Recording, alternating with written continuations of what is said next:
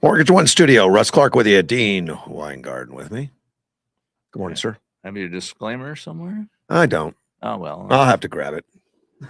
I just noticed it wasn't there, and I thought maybe you'd automated it, as a lot of people do. It would be the right thing to do. Well, we often want to do the right thing, but sometimes reality gets in the way for various reasons, and it takes a while. Yeah. So, well, we get around to doing the right thing. Well, I like those little coin-shaped or poker chip type things that say round to it. Yeah. I've had those given to me before. I just can't remember where I put them. All content presented on the Russ Clark Show, including statements made by guests, commentators, and callers, reflect the personal opinions of those individuals and is provided for informational and entertainment purposes only.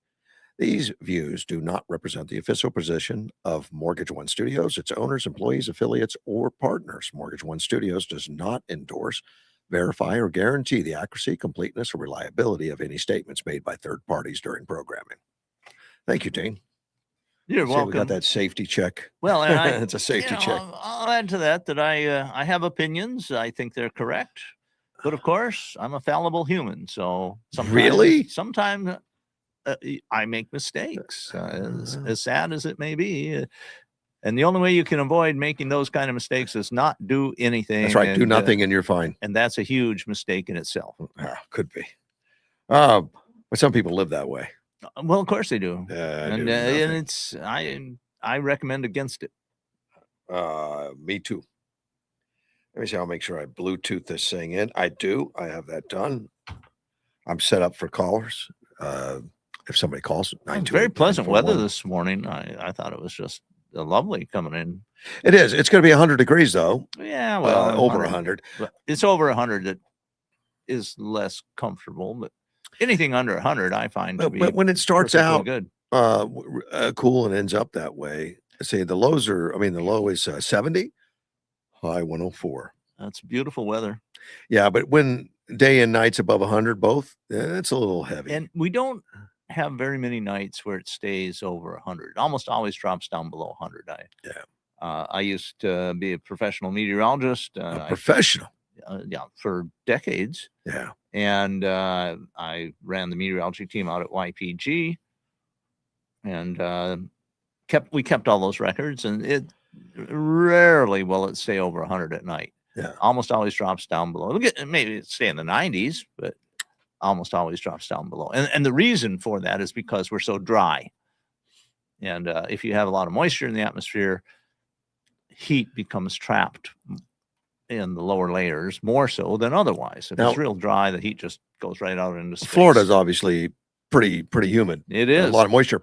But we never, in Tampa, the whole time I lived there for 8 years, we never got above 100 degrees. It was understandable. But I swear to you, it was hotter than Yuma. Well, it's very, I find it comparable. In the military, we have something called the wet bulb black globe temperature index. Okay. And it's designed as a way to monitor atmospheric conditions so as to prevent heat casualties.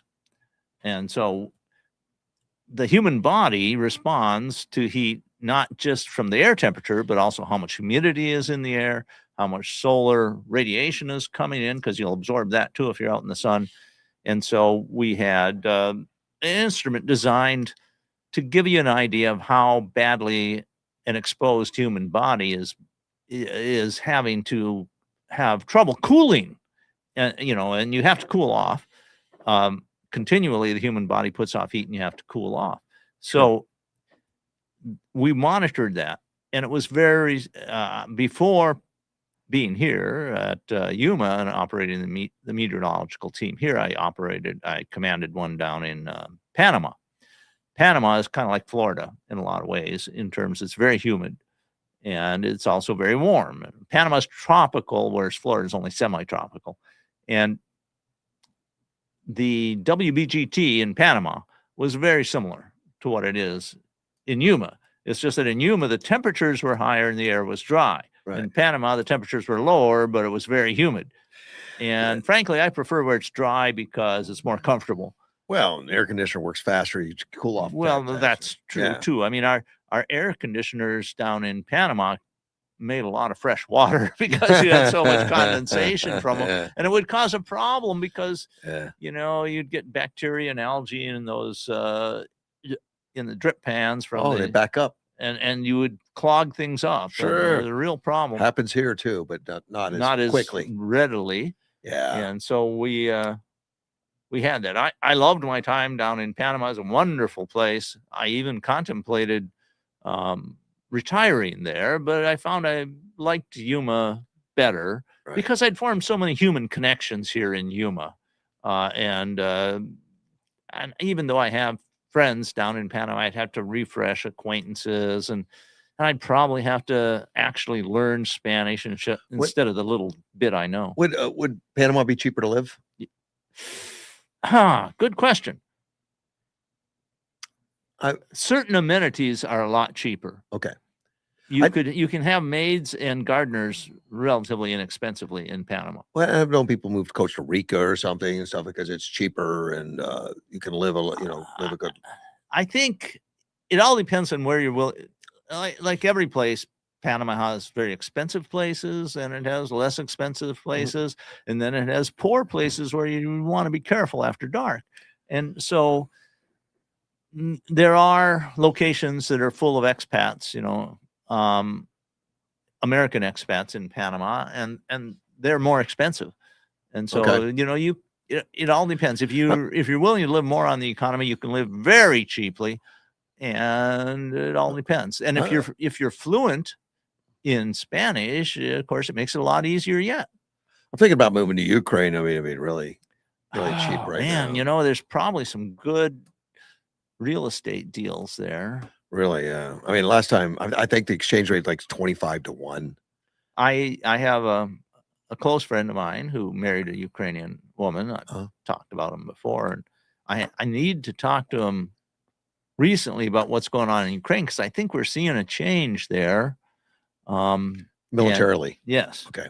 And I also, but he's more concerned right now. He's a missionary, and he has progressed into his missionary group. He has more responsibilities now, and he is talking about what's going on in Iran, and he has some of his he has a church there, and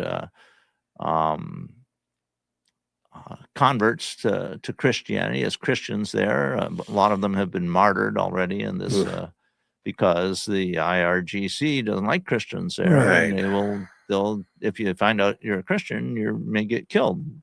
You may get killed if you're Iranian there and you say something bad about the government. Exactly.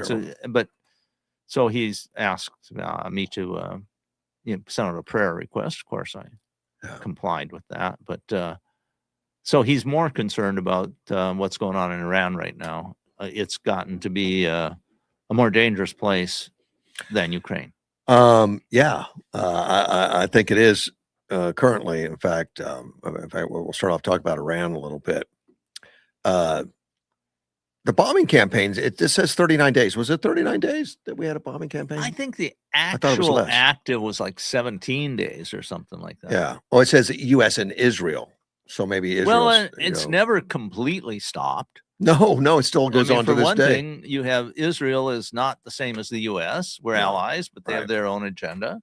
And then you have Saudi Arabia and UAE, who have, I understand, they've also had strikes against Iran, at least in border areas, because Iran's shooting at them or sending drones or however you want to phrase it. And the proxies in Lebanon. All of this stuff. And stuff. So it's a very complicated situation, and that's exactly the kind of situation that I believe President Trump is extremely good at figuring out. Trump was optimistic on Monday that Iran wants to make a deal. It'll be a good one for the USA. And those are with us, of course. Just hours after that, Central Command announced that a pair of ballistic missiles targeting American forces in Kuwait had been intercepted. And then Iran said they don't want to talk anymore. Well, but there's a misconception in this whole statement, and that is that Iran can make a statement and that it means anything, because I don't think they have a centralized government that exists in Iran anymore. I think it's fractured and fragmented, and you have different factions vying for power and saying I'm in charge or somebody else is in charge. Possibly. I mean, and so and then I read a comment on a site that I frequently called Free Republic, and a guy on there made a very astute comment. He says, the U.S. and Israel are monitoring all these conversations. They're listening to what the various factions in Iran are saying to each other. They're feeding in their own information to try to get the results they want. And it's all being orchestrated toward what we want to happen. And I think that's probably true. I don't think there's a centralized authority in Iran that can exert power over the whole country and coordinate all the actions. And somebody is going to eventually figure out a way to exert enough power in Iran to actually make a deal, which I don't think they can right now. Probably, and that's, I think that's what keeps Trump we will going. only allow that somebody to be somebody who's willing to work with us. Well, there's an Iranian foreign affairs minister, Saeed Abbas Arachi. He said in a statement that the state media threw cold water on the peace talks, that the ceasefire between Iran and the U.S. is unequivocally a ceasefire on all fronts, including in Lebanon.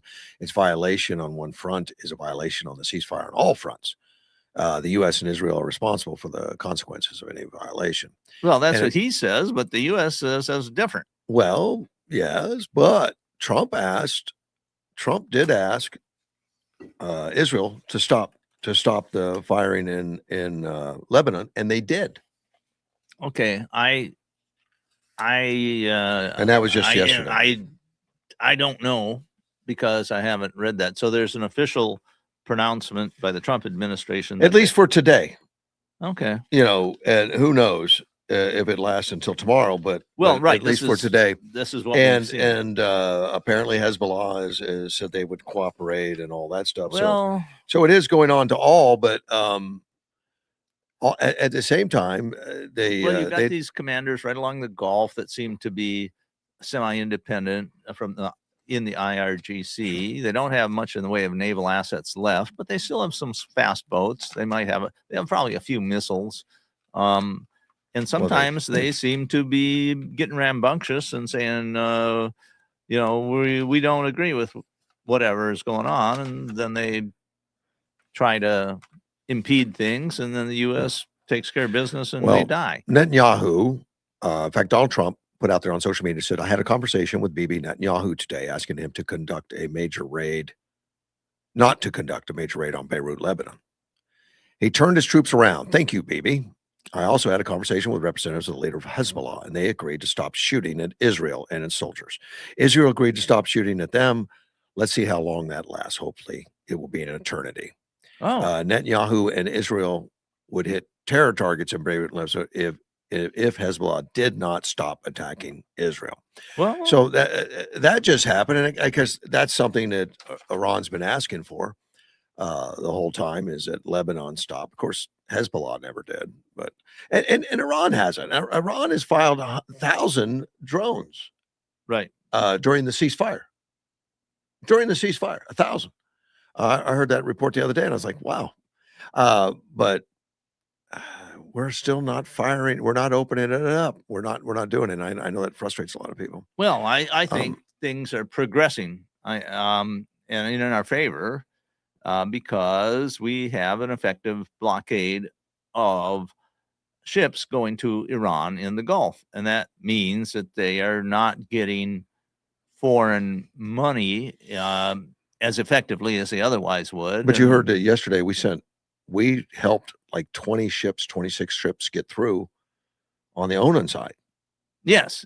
Yesterday. But those are not going to Iran. No. And now on the other side, which I'm surprised they didn't get shot at, but apparently. The capability of shooting at them, we've reduced it enormously. Yeah. Right. And so if we got 26 ships through, that's good. If we control the Strait of Hormuz, that's good. I think we do effectively. Some of the major owners of ships are hesitant because they don't want their $1 billion ship destroyed. Yeah. and that's understandable. They got to point to where they moved it, though. But we are going to make it so that navigation through the Strait of Hormuz is safe. We're just doing it, and it's happening. So, I mean, it may not be completely there yet, but we're getting there. Mohsen Razi, an Iranian politician who served as military advisor to the late Khomeini, said Monday the Strait of Hormuz is under Iran's management. We will not allow the continuation of the maritime blockade, and the escalation of tension in Lebanon will not be tolerated either. The patience of the armed forces of the Islamic Republic of Iran has its limits, of course. Yeah, but that's how they talk. What he doesn't say is that they don't have much in the way of armed forces that can do anything anymore. Well, probably not. They don't have the transportation to get their armed forces out of their country. And the United States is not in the country. They don't have the missiles and they don't have the boats. They still have quite a few. They have some, but it's continually being degraded. Yes. Well, we haven't really degraded any since the ceasefire, but that's not true. I mean, I recall several times they say, "Oh, these boats are out." The boats, mines. Yeah, but not the missiles. They haven't fired. We've hit some SAM's missiles. We've hit missile sites near the Strait of Hormuz. The SAM missile sites, and that was just recently because they fired at some airplanes. I don't know exactly what other missiles they have available. Yeah. Now, I think that if they try to use force to affect passage through the Strait of Hormuz, they are shot down and destroyed. Well, they did. They shot 2 missiles at Kuwait at American forces, and they both were intercepted. And of course, now I also I watched a little video yesterday. Yesterday I watched this video, which was claiming to represent a naval engagement between Iranian drone forces and the U.S. An aircraft carrier group. And it was very interesting because what they showed was a tactical laser shooting down quite a few of the Shahed. I'm surprised they showed that. They still try to hide that. Well, I'm getting there. And then and they showed that the jet-powered version of the Shahed, which are more expensive, but there's some of them out there. Yeah. And it's faster. It's about twice as fast, maybe even 3 times as fast. That the laser was having a difficult time shooting down those, and it wasn't. And then the Americans unveiled another weapon, which was sort of a anti-sensor laser that destroyed the sensory apparatus on at least one of those, and it just splashed down because it no longer had guidance. So my take was, I can't believe any of this for sure.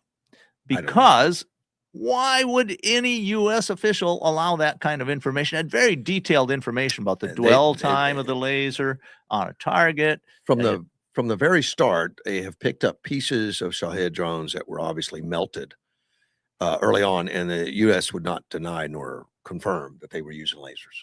Right. And so I would doubt that they would put that out. I just find it hard to believe that so I'm thinking the whole thing is probably a information warfare campaign, and I would not trust any of the information. I mean, for example, when they said you had to have a 2 to 3 second dwell time on a Shahed drone to shoot it down with this particular laser, release that if that's nobody's going to put that out. It's too darn useful to the enemy.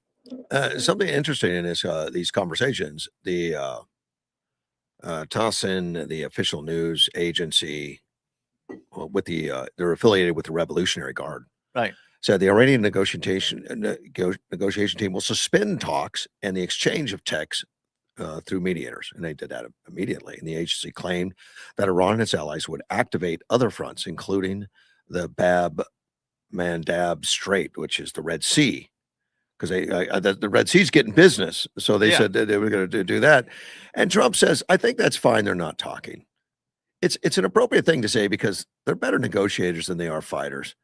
But they haven't informed us of that, but they're not telling Trump that they're putting that nonsense out, so the opposition to Trump in the U.S. acts as if there's still a unified Iranian government that makes consequential decisions. But they make this threat that they're going to go attack the Red Sea Strait. And he says, whatever. You've seen that Monty Python. Yeah, of course. It's just a scratch. He's He's had both arms chopped off and one leg, and says, I'm it's only a scratch. Yeah, I'm fine. That's the way I view these Iranian positions. The Trump noted that the apparent suspension of talks doesn't mean that they're going to start dropping bombs over there at all, but the U.S. will keep the blockade as a piece. Its blockade's a piece of steel.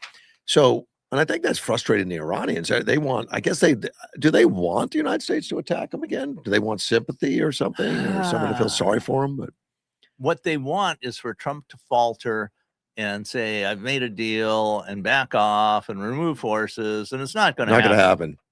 And they think they have a huge ally in the American media, but they do. Their ally in the American media just doesn't have as much power as it used to have. That's true too. And so I'm looked at this, and Trump made a statement that I took to have useful information in it. And when he said, you think I'm worried about the midterms? I don't care about the midterms. Look at what just happened in these primaries. Well, there's a lot of truth in that. Trump won in these primaries hugely. And so I suspect, this is a pure suspicion and speculation on my part, I suspect that the Trump administration has better information about what's going on in the American electorate than anybody else. Of course he does. And their information is saying, don't worry about the midterms. And we've got some elections going on today, and we'll talk about that later too.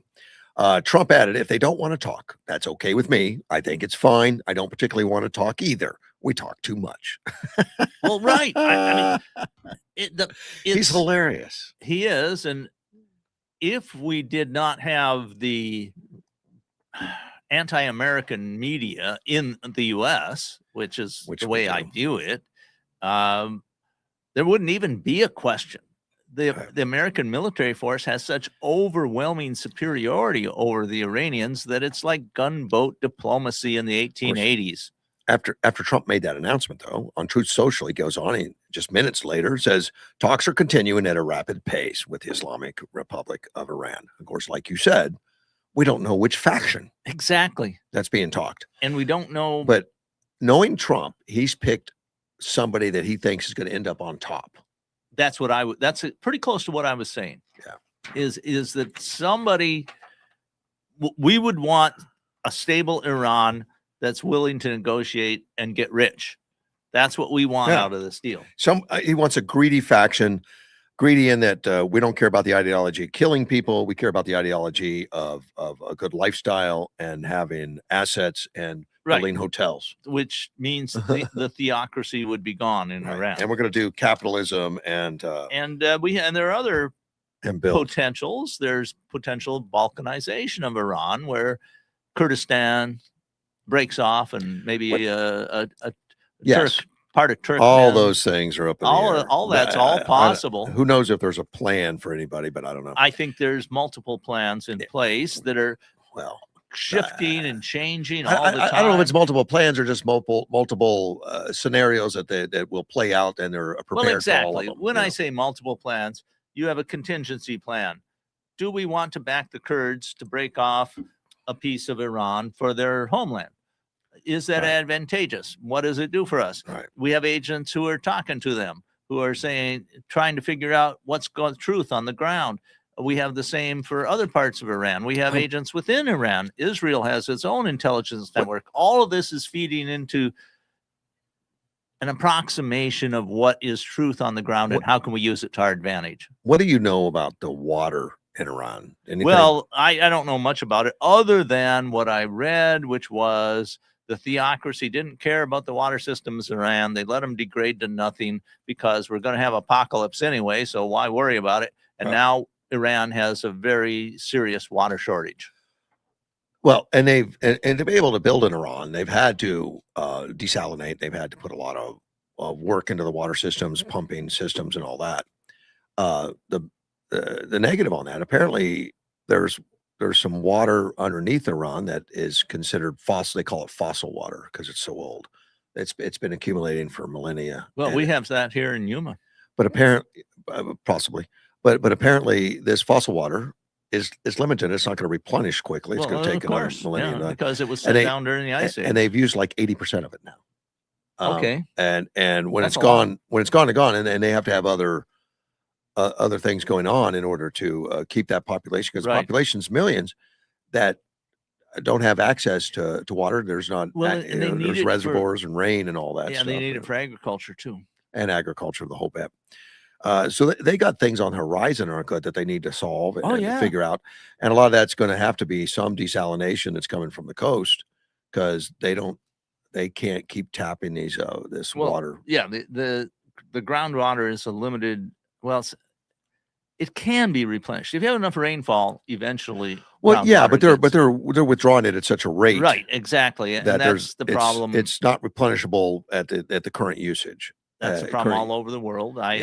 And when I was doing real estate speculation, I looked at a well up near Quartzsite, and a property that I made an offer on. It was rejected, but the well there had been put in, I think in the 60s, maybe. Yeah, I think so. And the water out of it was so good that when I had it tested, they said this is about like reverse osmosis water. Oh, really?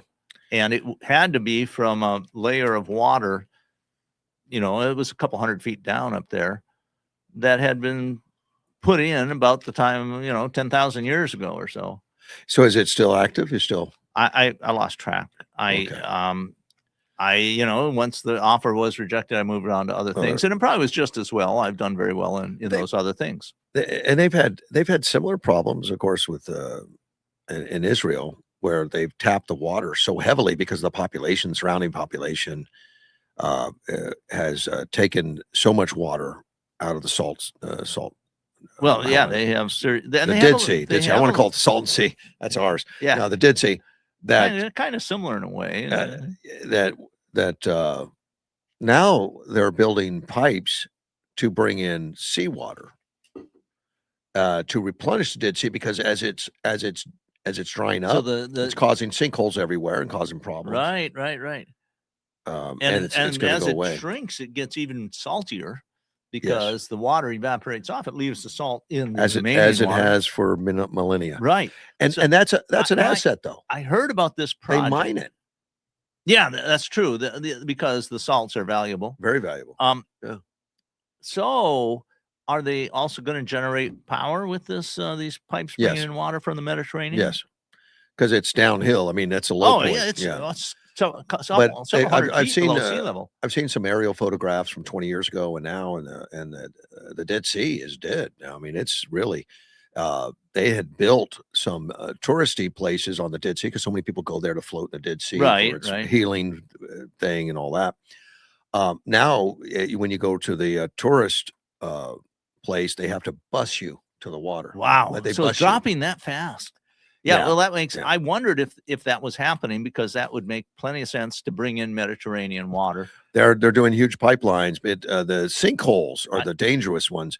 It's really pot marked the entire area, where it's just big holes on top of big holes, and they're getting hundreds a year of new sinkholes all over the place. Well, that's what happens when you pull water out of this, and it's basically limestone, I would think. And that is when you have those underground caverns. What other caverns do you have but underground? But anyway, these caverns that are basically full of water, and you withdraw the water from it, there's nothing to support them, and they start collapsing, and you get sinkholes. And it's been a real mess, and they're looking to do all that, but they're not the only country taking water off of that. There's the other countries, surrounding countries. Well, I don't know if they're taking water off the Dead Sea. I don't know anybody who's taking water out of the Dead Sea, because it's so salty. Well, they're taking water out of surrounding areas. Yeah, right. And I guess it's displaced. The Dead Sea flows into it. As the Dead Sea drops in water, the surrounding water level drops too. Right. So it's all connected. I mean, underground water level. All connected. So the Dead Sea is going down as they pull water out of other places. And so they're working to replenish it with seawater, which is less salty, believe it or not. Far less salty. Far less. I think it's not even half as salty. So maybe you can figure out on the internet, somebody will tell you how salty it is, but it's incredibly salty. Yeah. I think it's much saltier than the Great Salt Lake. Oh, probably.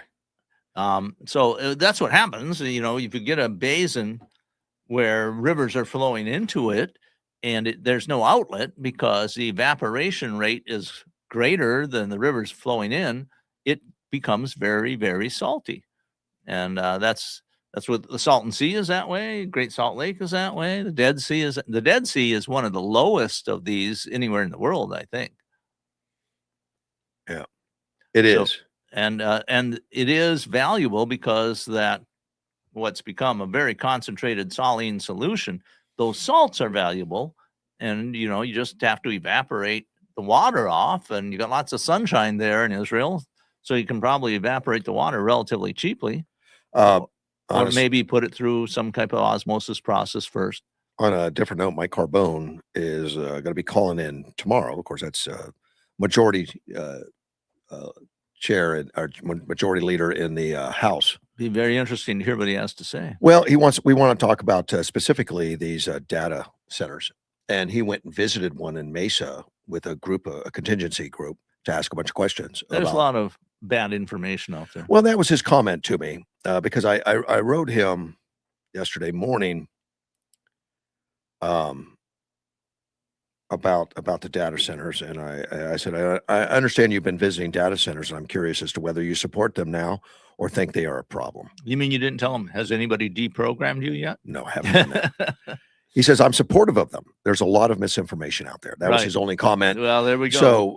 So he's going to come in on tomorrow at 8 o'clock, and we're going to discuss that, and I'll be asking him questions. The main concerns about the data centers. Well, the two things I hear are power and water. Power and water is the two big, but now they're bringing up other ones, because I think the power and the water are actually been taken care of. Right. Yeah. So now they have to bring up new ones, and one of the new ones is it's going to raise the temperature of Yuma by 2 degrees. As a meteorologist, I tell you that's bunk. Well, that was a study. It's complete. You can't put out enough power from a data center to do it. Here's what the simple math. This was at a college here in Arizona. And now it has not been peer reviewed, and it hasn't been double checked or anything yet, but they came out and said it's going to raise it by 2 degrees, because a big data center will use as much power as 25,000 households, which is fine. We have more than 25,000 households and businesses and everything else. Does that mean we've already raised it? No. 2+ degrees? If you look at historically, it's just it's not true. Just not anywhere near the amount of power coming in from the sun is orders of magnitude larger than what the power center put out. And that whole thing will be debunked. When I read the article on it, it didn't tell you how far away from the building. Well, that's the thing. Or how far away from it might raise it 2 degrees if you're 10 inches from the wall. Yeah, because the wall radiates heat depending on what color you paint it. Sure. And because they have to get rid of this heating of the waste heat in a power center, which is this tiny fraction, by the way. Well, actually, that's not completely true. All the power that goes into that power center gets converted to heat eventually. Yeah.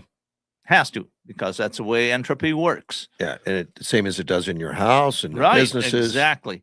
So so how much do airplanes, like a Harrier, I mean not a Harrier, but a F-35. Now F-35 puts out heat. Oh yeah. I would imagine 30 of those would be as much as a data center. It might be.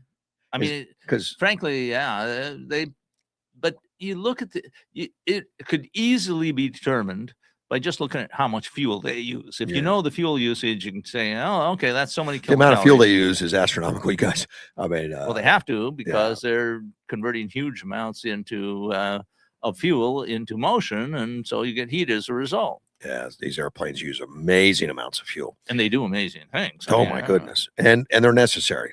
Well, right. That's how we unfortunately maintain Pax Americana. We need to have them. But that was a sidebar just for Michael Carbone. I look forward to seeing him tomorrow. That'll be wonderful. I expect to be here too. Yes, I expect you to be here, and I have I have someone else on Wednesday. Well, maybe I could take the day off. John Horvath.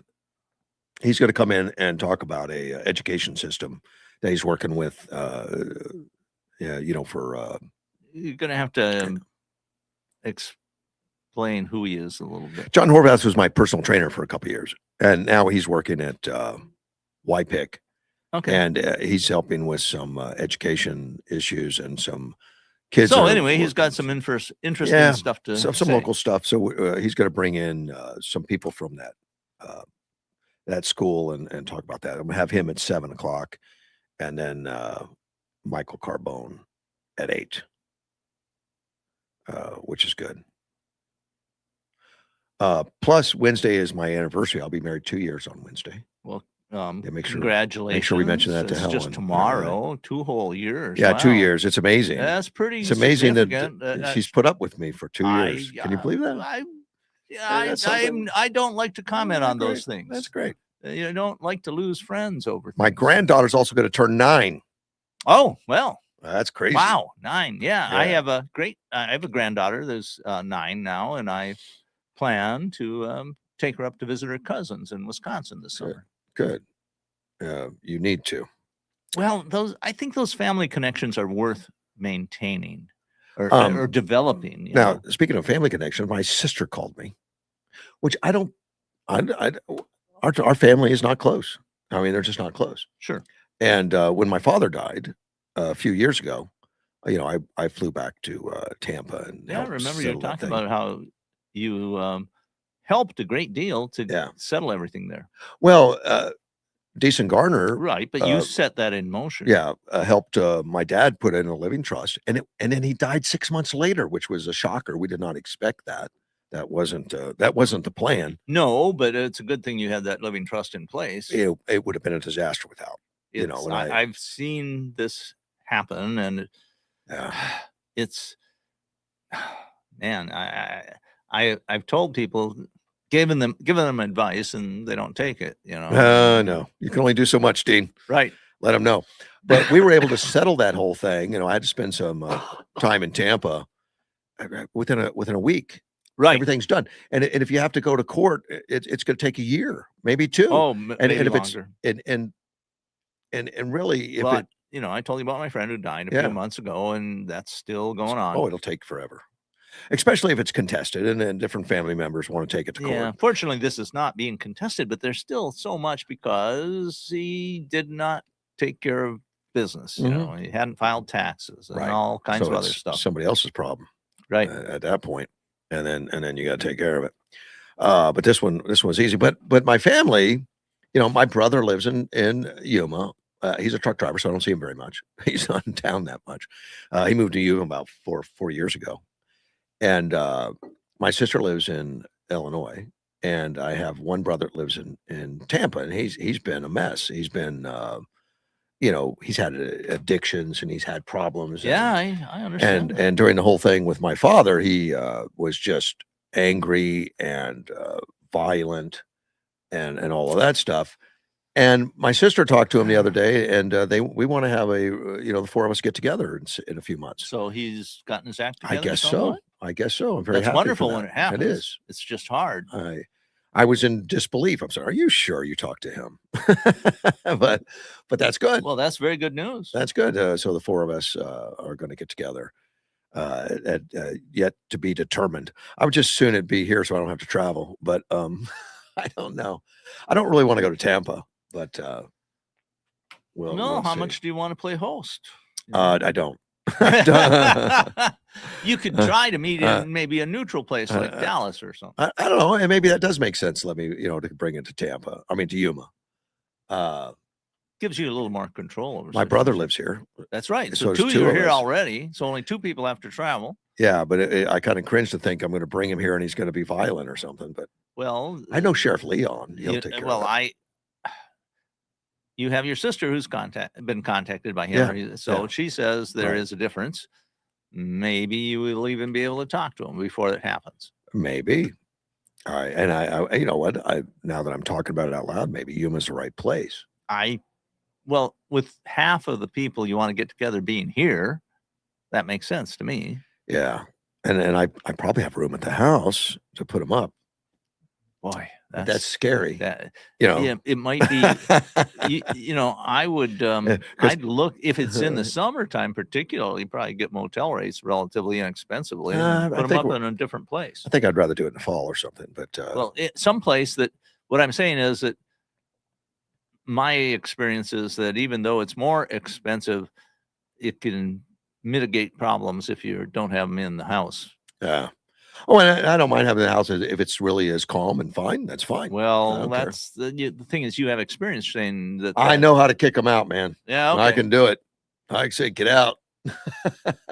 I hope that never happens. And well, I hope so. Nice. I hope it doesn't either. I hope that he has in a good recovery program and it's working for him. Yeah. Because this is extremely. These addictions are not easy. If they were easy to fix, we'd fix them. But they're very difficult. And I think everybody's different. You know, you hear about somebody that has a beer and then they're an alcoholic for life. Yeah. You know, and then sometimes people say, yeah, I really like beer, but I take it or leave it.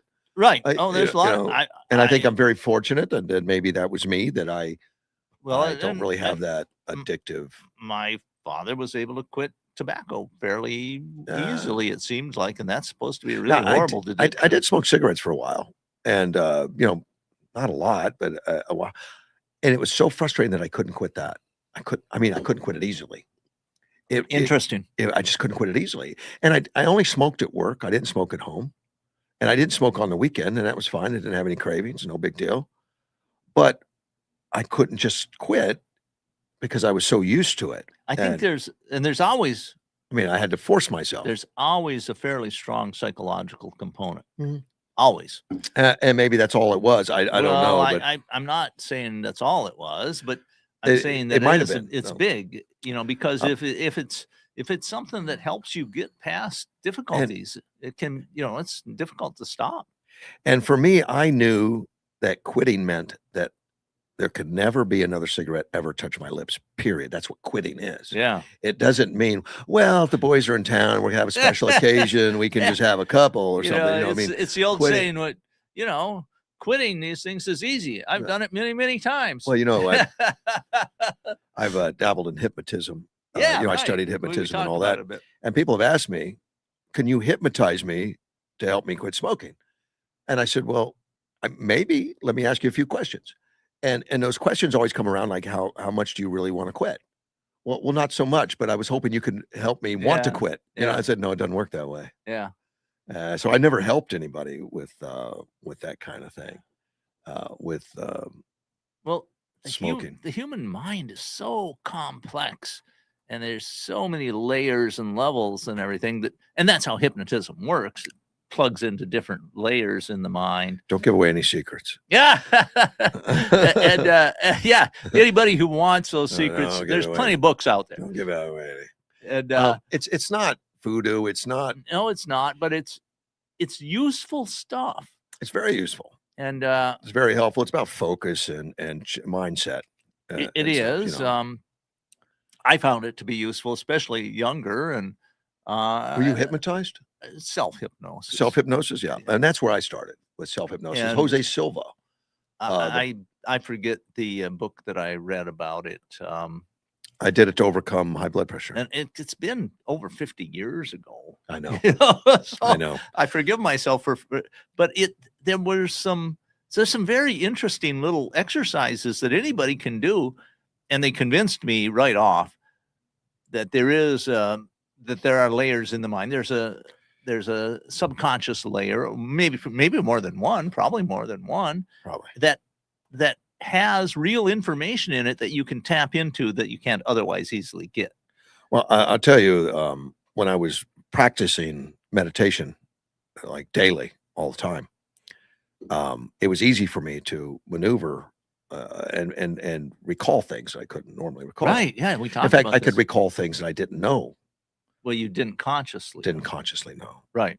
And one day, my wife at the time, and my ex-wife, said she can't find her car keys. Yeah, you told me. And I sat down and I meditated for a minute, and I said they're under the bed, on my side, and it didn't make sense to me, but I knew that's where they were. And she went and found them, and she says, "You got to stop that now. That's voodoo. It's witchcraft. You can't do that." It's just, you know, the mind picks up a lot of things or hears things or whatever, and it registers it. And and there are things we don't want to admit to our conscious that are still there. Mm-hmm. I mean, I used a technique. There was a young woman who was under my command, when I was in the military. And I was just playing around with it. Like I said, it's over 50 years ago. Yeah. And I said, well, let's check this out. And it was a method where you get in contact with your subconscious. Okay. And you ask it questions. Yeah. And basically I said, it's like working with AI. I said, do you want to get married? And the answer was yes. Do you want to get married to your current boyfriend? No. And do you want to get married soon? Well, within the next 2 years. This was all stuff that she would never have answered consciously. 2 years later, she was married to somebody else. Oh. It was, I'm like going, wow. And there were just many other things that convinced me that it is a real thing. Of course. And that it's useful. And once you learn the techniques, it's not that hard to use. And people who are heavily involved in discerning fact and fiction and whether somebody's lying or not use some of these kind of techniques. Lie spotting. Yes. Yeah. And they can be quite good at it. And I've studied a lot of that lie spot. My kids had a terrible time with me. They really couldn't lie to me. That's a good thing.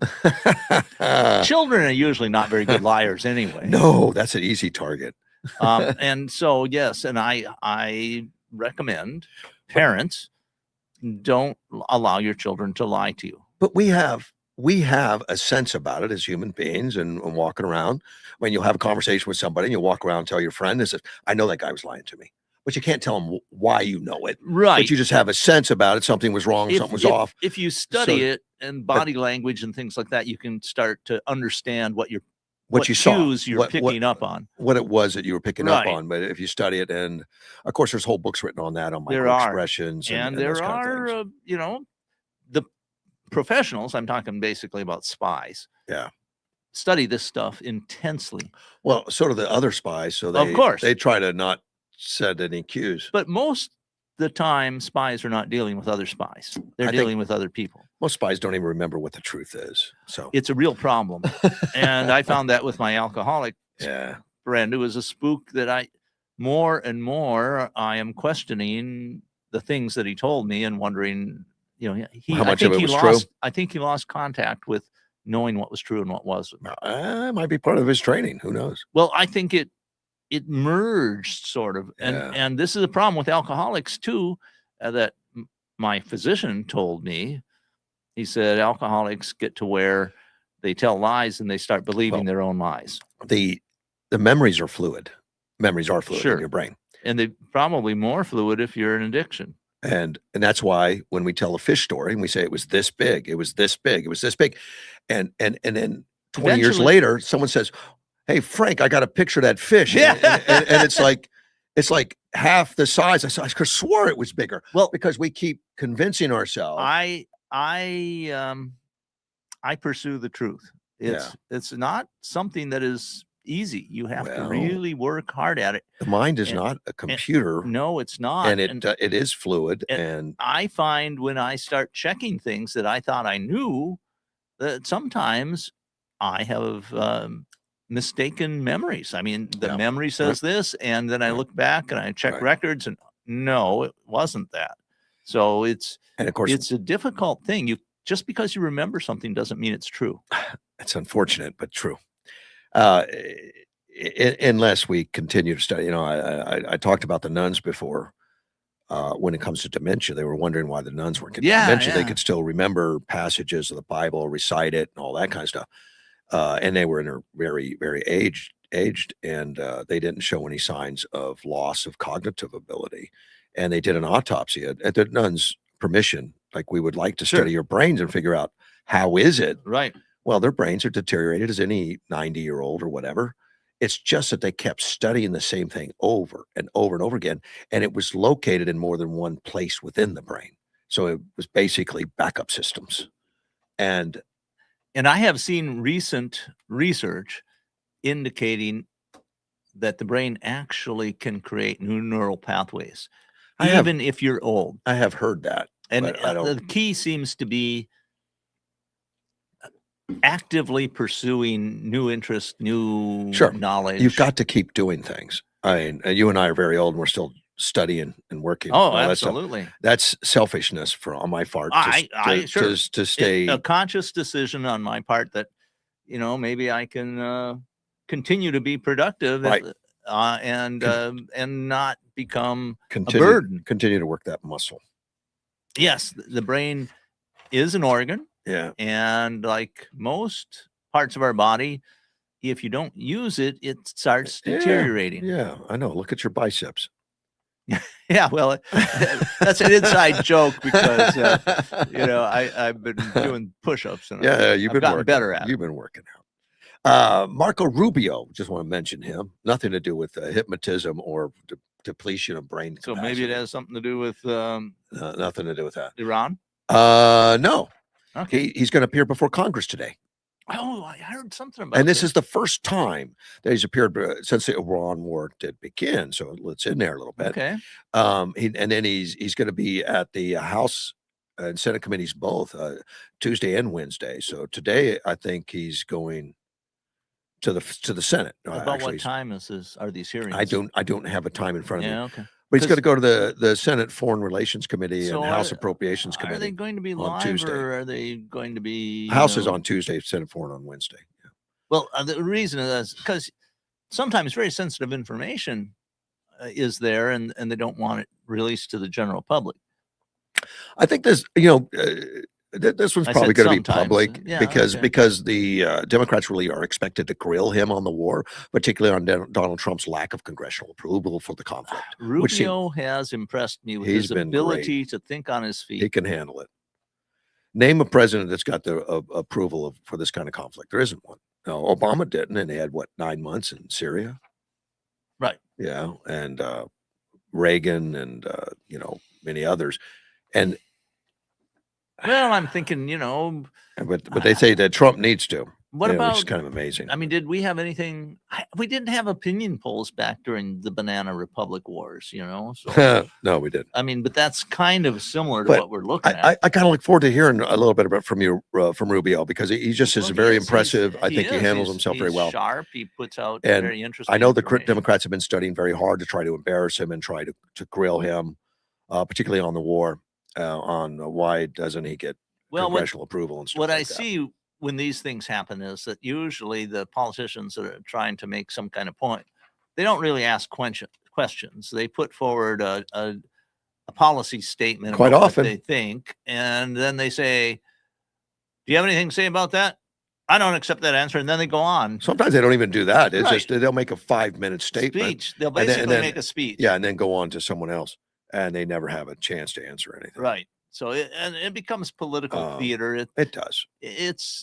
Sometimes it can be interesting to watch. We have so many sources of information now that someone who is actually interested can kind of get a pretty good idea of what's real and not. But in the Democrats' minds,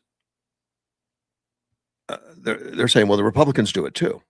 Because they can pull up where Mayorkas sat down and said the border's secure, and the Republicans grilled him like, "What do you mean it's secure?" Everybody, of course, and they think, "Well, that was just rude because he told you it was secure." Well, he was lying the whole time, I mean, so they're going to treat Rubio like he's Mayorkas. It's the problem that the Democrats have is that it's not a problem for them; it's a problem for you. They're not neutral. They're not pursuing truth. Right. I mean, their idea of freedom of speech is you're free to say anything that agrees with us. Right. I mean, they don't seem to be really concerned with maintaining liberties in a republic. Between Fauci and Mayorkas sitting in line to Congress constantly every time they sat down, it's just amazing that they didn't get fined or sent to jail or well, I know that there are. But I guess it comes down to your definition of secure, maybe. Investigations ongoing with Fauci, yeah, because they know Fauci lied. Well, yes, he did. Rand Paul is just going nuts over it. Yes, and reasonably so. Right. And we are finding out that there's a lot of things that were hidden from us. Oh yes, and the FBI hid it. They knew that the Wuhan lab was the spot where it came from. They knew it, and they did nothing to correct the record. Well, they did more than that. I mean, the people persecuted people who were putting out the truth, and it made everybody, maybe not everybody, but huge chunks of the population lose trust in our institutions because they weren't trustworthy. Well, yes, if you look at the amount of vaccines now that people don't get, during the forced vaccination, which is what it was a forced vaccination for a vaccine that wasn't really a vaccine. It was a mRNA, RNA. I mean, it was really like gene therapy or something. Yeah, kind of like that. But the forced one, people are not getting vaccinations. Well, in just huge numbers. It's way down because the trust in the U.S. government, and they still won't talk openly.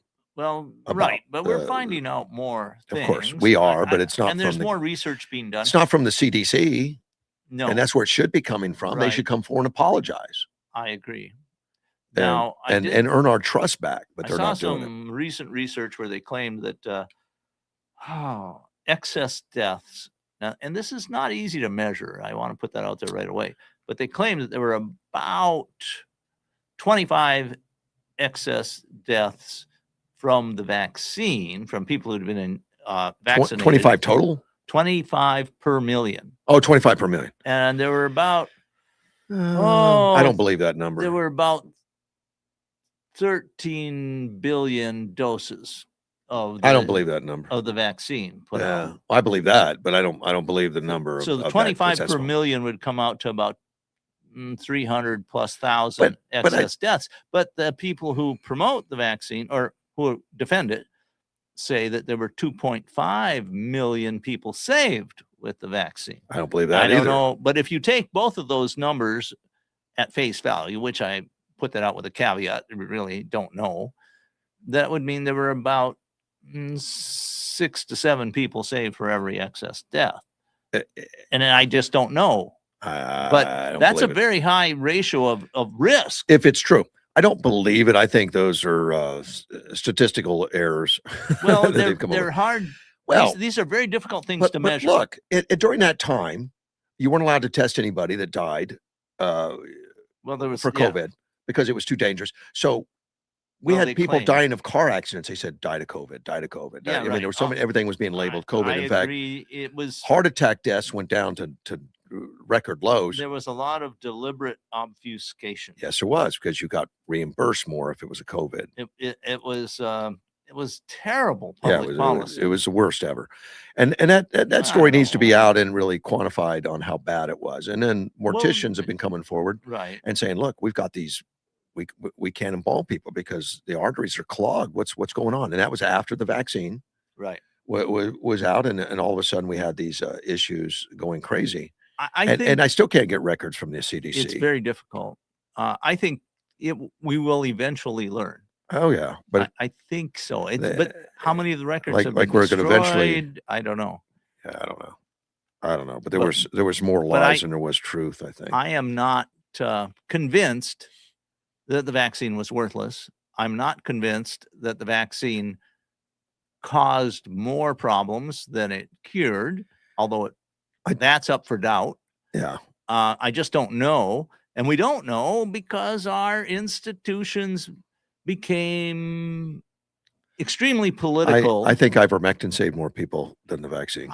It may well have. I mean, ivermectin is this incredible miracle drug when you look at it. It won awards back in the 70s. Well, for good reason. Yeah. I mean, it is really, and then it was made illegal pretty much. Well, they tried to prevent people from getting access to it. It was just like ridiculous. I mean, we've never done that with any other drug ever. Well, we sure have. There's lots of drugs we say don't take; they're dangerous. No, I mean, it was a drug that was readily prescribed to anybody, and it was also shown to be extremely safe. It's about as safe as aspirin. But they took it off the market just for COVID. Well, they pushed really hard to make it very difficult to get. They would prosecute you.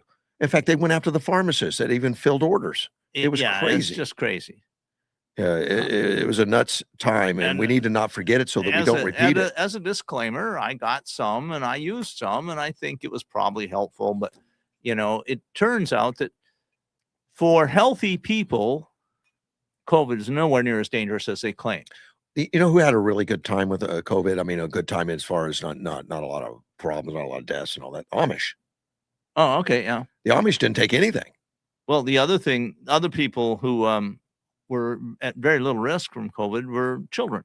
Yes, near none. I mean, like near none. There are people. There are always vulnerable people. If you already were, if your immune system was already compromised, like maybe you're taking a lot of cancer drugs or something. Yeah.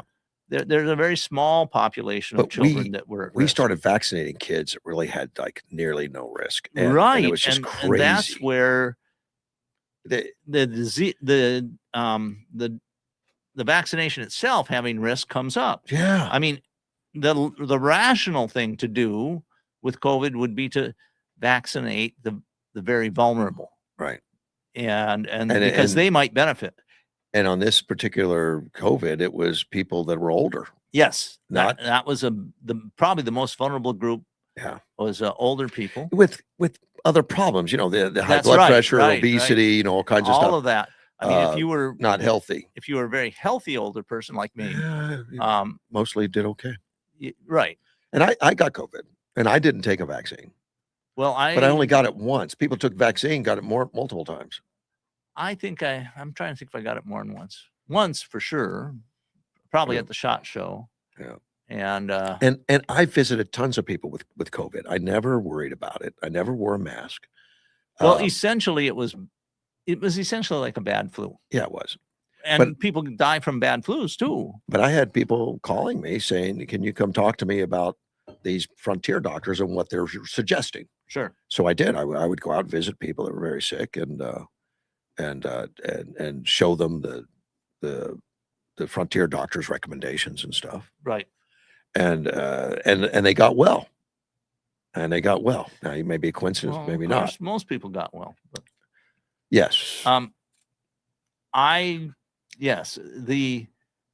It was a shameful part of American history, and hopefully it will be studied with an open mind, and there won't be a cover up.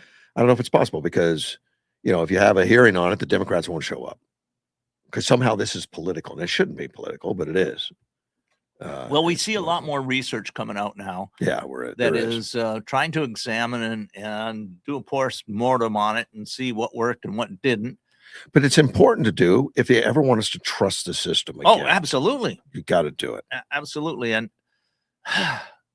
you know, there's been severe amounts of distrust built in here for a long time. Yeah. I want to talk about McDonald's a little bit. You know, I was talking the other day about restaurants and all, like Fuddruckers, who is on, you know, down to 44 restaurants. They used to have hundreds. Yeah, they didn't change. They didn't change. And that was part of the article I read was that they didn't keep up with the times. So they kept doing the same thing, which I don't see In-N-Out Burger changing, and they seem to do fine. But so what was it? Your article probably gives an idea of what they think they should have done differently. No, it's not. Well, the thing is, you know, have an app on the phone, which people want.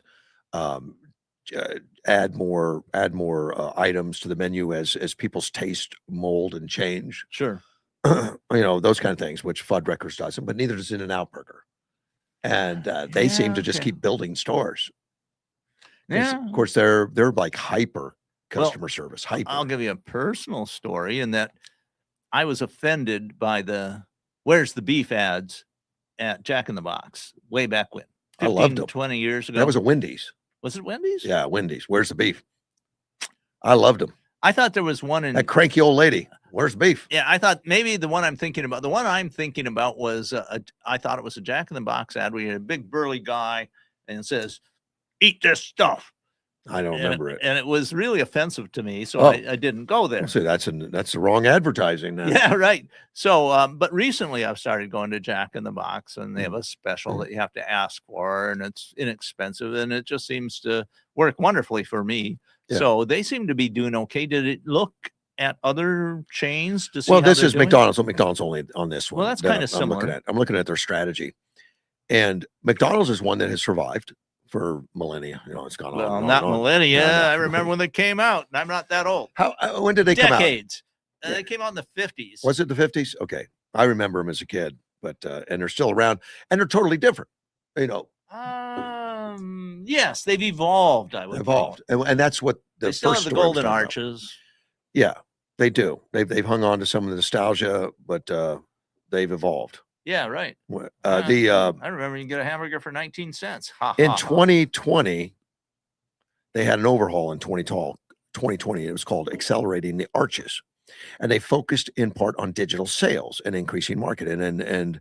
And we see what has happened with them in Yuma, particularly. You go to McDonald's and there's nobody at the counter. Right. And if you want to buy something, you can go up to a digital screen, type in what you want, sit down and take a number, and they'll bring it to you. You can still order. Yes, you can. If you stand there long enough, someone will come. Someone will come. It's not that horrible. I've done it. No, it's not horrible. But it's not like it was where there was like people standing there waiting for you. Hey, great. Thanks for coming in and all that. Well, I'll tell you, I told you I've gone to Jack in the Box several times now, and theirs is a little different. They have a kiosk kind of thing so that you can order it that way, but you go up to the counter and somebody will be there pretty quickly. Okay. Well, and you go to In-N-Out Burger, that's all they have. They have wonderful people that are trained to be customer service people. Right. They're frankly, if you don't have good customer service, you'll go out of business pretty quick. Well, I know some that haven't, but they don't grow. I'm just, my personal experiences, I'm very happy with the service I get at That's Jack in good. the Box. Well, and the service at McDonald's is mostly digital now because they did it by choice. It was called Accelerating the Arches, and when they wanted to go digital, U.S. customers who said the chain offers good value, though, fell from 55% in 2020 to 40% in 24 because also prices changed, and the Happy Meals weren't so happy. And the value meals that used to be $1. And they have problems with their ice cream machines. Always have. So they're suffering from their. I think they overdid it. Overdid their digitization. The customer's experiences become increasingly automated. There's less opportunity for connection between guests and the crew of McDonald's franchise. And this is coming from the CEO now, where he's talking openly about it. He says, fewer interactions, the bar for hospitality that makes people feel seen, welcome, and valued only goes up. Customers also depend on us for compelling, predictable value, and even more so with unpredicted inflation. While perception of our value have rebounded in most markets, it's a reminder that we need to earn and re-earn each and every visit. And they said that now there's a new focus, a new corporate strategy coming out. It's they are focusing on increased automation, which I imagine that's going to be in the kitchen area more probably. I don't know how they could do it out front anymore. Raising standards for hospitality, so they want to have that. Leaning on social media for marketing and making its food items taste better. They want to make it taste better. That's a good idea. Well, they're already extremely tasty, and they want to hold on to lower income customers. Now they kind of pushed them aside because they cut the value meal a lot. Right. It says we've cut back on restaurant visit. The lower income have cut back, and they want to work to get those back. And that's a new strategy. Yeah. Here's a tip. If you ask if they have specials at any of these fast food joints, often there are specials that are not easily found. If you have tell you about them. If you have a phone that has the app, you can. Yeah, that's true. You can look. They want to unlock our next phase of growth and productivity by bringing more customers more often and improving unit economics. Next is the what. Our shared destination. You'll write the how and your own path shaped by your market, your customers, and your crew, which is a bunch of rhetoric, I guess. Jill McDonald, she's a restaurant executive. I don't know if that's any relation. I don't know to a McDonald's. Maybe Ronald's daughter. I'm sorry. They think it's going to make it easier to run and more enjoyable to visit for the restaurant chains, the automation and everything. Well, that's a goal. I think that's a goal of almost every restaurant. Yeah. Well, maybe it's a goal if you put it down as a goal and then study it and act on it. Well, you can have goals that you don't do anything about. That's exactly right. This one they're trying to come up with new strategies and messaging. Well, I mean, customer service increasing automation has always been a big component of whether restaurants are popular or not. And the strategy is called McDonald's Next. Yeah, okay. Not, now, McDonald's Next. To mention my idiosyncratic personal experience, because I have been going to this particular Jack in the Box every day for a couple of weeks. Yeah, which almost everybody there knows my name now. Really? Yeah, and they say they don't have a lot of customers there. Well, I try to go when it's not busy. And, that's just because I'm retired, so I can go anytime I want. I'm retired. So, no, I'm not retired. I'm still working. But well, it all depends what you call retired. I'm working too, but I'm self-employed. Yeah. I don't have a boss to tell me what to do, which when you are employed by yourself, you find your own self is the most demanding boss you can have. Not for me. I asked my boss if I can take a nap, and he says yes. Yeah, yes, but I see you're here at like 3 o'clock in the morning doing prep. Yeah, I am, and that's because I like doing it. Exactly, and so anyway, but I'm just saying that I show up there regularly, and they are very gracious and very fun. And of course, I try to reciprocate. I learn the names of the people there. I call them by name, and that has a tremendous effect on how they treat you, I believe.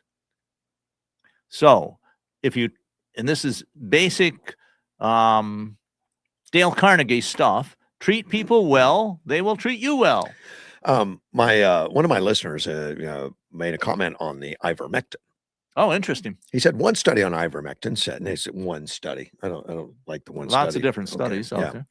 Yeah. To achieve that same antiviral effect in human lungs, a person would have to take up to 50 to 100 times the standard safe human dose. Which I've never heard that before. Taking the drug at those toxic levels is incredibly dangerous. Are there any large-scale studies saying the opposite besides anecdotal info? A couple of answers. As far as blind studies, he's talking about antiviral. Well, he's talking about ivermectin, number one. Right. But as far as large-scale studies on their antiviral effects, no, because it's a drug that already admits, and who's going to pay? I mean, it's already active. It's already out there. You're not going to do a large-scale study on it because who's going to pay for it? Well, I have read some studies that talk about the antiviral effect. Sure. And they mention it. Well, they mentioned it when they first developed it. And there is an antiviral effect, as he talks about here in those initial studies. It was not a real strong antiviral effect in those particular studies. I didn't hear it quantified. It just, from what I've read, is it had anti effect that needs to be explored. Right. But no one's going to explore it because the drug has already been approved. And to go back and spend millions of dollars on these tests, it's not going to happen. But the doctors that are using it had tremendous success. And they didn't use it 50 to 100 times. In fact, and there are complex interactions. Yeah. So we don't know precisely what doses in combination with other things like maybe vitamins or some kind of a supplement or another. And yes, we have basically clinical and anecdotal. But they've been using ivermectin off label since it was introduced. Oh yeah, absolutely. And they've been using it for its antiviral property since it was introduced. But as far as saying, is it all anecdotal? Well, yeah, but there's no studies, but we've got doctors that swear by it, that they've had tremendous results. Clinical studies, which are not the same as double-blind studies in large populations. So I think that it probably has positive effects. Probably has positive effects on an incredibly large variety of parasitical problems. Yeah, that's what it was tested for. Was lice, and it's proven to be exceptionally effective there. And you don't have to take doses that would kill you or sound not safe. In fact, the doses recommended by the Frontier doctors and some of the guys that got together, I think it was 5 milligrams for every 30 pounds in body weight. That sounds about like a standard dose that, for anti-parasitic effects. And they only recommended it 3 days in a row, and then followed up with once a week for a couple of weeks or so. it will be interesting to see. I think it will be studied because there are large populations that take it regularly, and you can look at those populations and see, do those populations have more or less problems with a particular, you can do large populational studies that don't cost that much. Some of these frontier doctors had thousands of patients that they worked on, thousands. Right. Never lost a single patient. Right. And they had people come to them deathly sick, and they used ivermectin. I agree. I mean, to me, there's a pretty strong signal there that says it's worth exploring. Right. And I certainly would not recommend that people don't take it when it's a very safe drug. Yeah. It has beneficial other effects. If you have any kind of parasitical problem, it's going to kill it off. Well, not ivermectin does not kill off every single parasite that's out there, but it kills off a whole huge number. I know that Mexico sold truckloads of ivermectin. Sure. Truckloads, because the United States put a lockdown on it. Oh, yeah. And in Central and South America, drugs are not as tightly controlled as in the United States. You can buy a lot of drugs in Mexico, Central America, South America, but over the counter that you need a prescription here to get. But if you look at the ivermectin, I mean, the COVID effects in some of these African countries that routinely use hydroxychloroquine and ivermectin, right, for malarias and stuff like that, their had COVID deaths were like negligible. You know, they just didn't have it. Well, and it doesn't get explored enough, and we don't talk about it. Although I've asked people that, and they say, well, it's so poorly populated, and the communication's not good. People died, and we probably just didn't report it and stuff. Well, they're major cities. So what are you talking about? They got cities with millions of people. Well, I'd say the cities are, I think those are pretty strong signals that need to be explored. Sure. And of course, there's other things. But we ignore it in this country for some reason. There are people who are interested in, and somebody is going to. I'm sure there are studies that are in process, but if you don't have millions of dollars of backing, they're a lot harder to do. They need to go study the Amish. Well, and the Amish are a very specific population that have a whole bunch of characteristics that are different from general population. They they don't have electricity. Most of them don't. None of them. Practicing Amish. I mean, Amish descent. Maybe, but the Mennonites are kind of like a halfway in between. They're in between, not the Amish. And but I was talking to I have my sister-in-law is Mennonite, and so I have some little connection into that. And they'll do things like they'll have a phone house. It's kind of like a little house out by their mailbox or whatever that has electricity to it and charges up the phone. But it's not a phone in their house. Oh, well, so they can go out there and make phone calls. I think it's a little tougher. I went to school with some Mennonite kids, Mennonite Amish. And we had a lot of them in Dover, Delaware, the Amish. Sure, right. And you'd see them at 6 a.m. Plowing with horses. Yeah. And stuff. And it was just amazing. Just like, wow. They're and they would and they interact, and people say, well, the Amish didn't interact with people. Are you kidding me? They run businesses, cabinet makers and restaurants and all kinds of stuff that they do. And they tend to be quite successful people because they're disciplined. Yeah. They have a Christian morality that has a strong basis, so they tend to have far less crime and other problems that other people do. But they never put on a mask during COVID. Right. The masks were not very helpful. No, they weren't helpful anyway. They were crazy. And then Fauci came up with that 6-foot thing. That wasn't scientific based either. It just sounded good. Stay 6 foot away. Yeah, it's just made up. It's kind of ridiculous. Just a made up number. Phoenix passed tougher curbs on fireworks. And fireworks, I'm going to talk about it because 4th of July, Independence Day is coming up, and I've seen the fireworks all over now. I mean, they're in Sam's Club. I was in Sam's Club yesterday. Well, they're very limited as to what you can buy in Arizona. Yeah, I mean, you're not going to buy the ones that go firecrackers. No, or rockets. The rockets. I mean, and that. Frankly, but you see them because they're picking them up on tribal lands and stuff like that. Well, there are places, when I travel up to Wisconsin from Dallas, I think it's right at the Iowa border. There's some big outlets for fireworks. You should be arrested if you pick it up. Oh, no doubt. Yeah, it's just slipped through the cracks. You know, yeah. It's one of those things that you have a scofflaw. But you know, it's not been that long that Arizona has even allowed the fireworks that we do have. right. And that came from the legislation. And I didn't realize that the legislation that was passed, the fireworks company heavily bought a lot of lobbyists Of to go course. in and lobby the fireworks for the legislators. And they passed this legislation almost a decade ago now. Well, you realize that for a long time, fireworks were not regulated at all. Well, they weren't allowed. Well, We couldn't sell them anyway. And I'm saying, oh, you mean the idea frontier land? To prohibit fireworks comes from, I think, the 50s is when they started doing it. And although that's a long time ago, I remember it. Yeah. Well, we always had fireworks as a kid. Well, I remember stories about how people from Appalachia moving to Chicago, they couldn't get fireworks, so they just used quarter sticks of dynamite.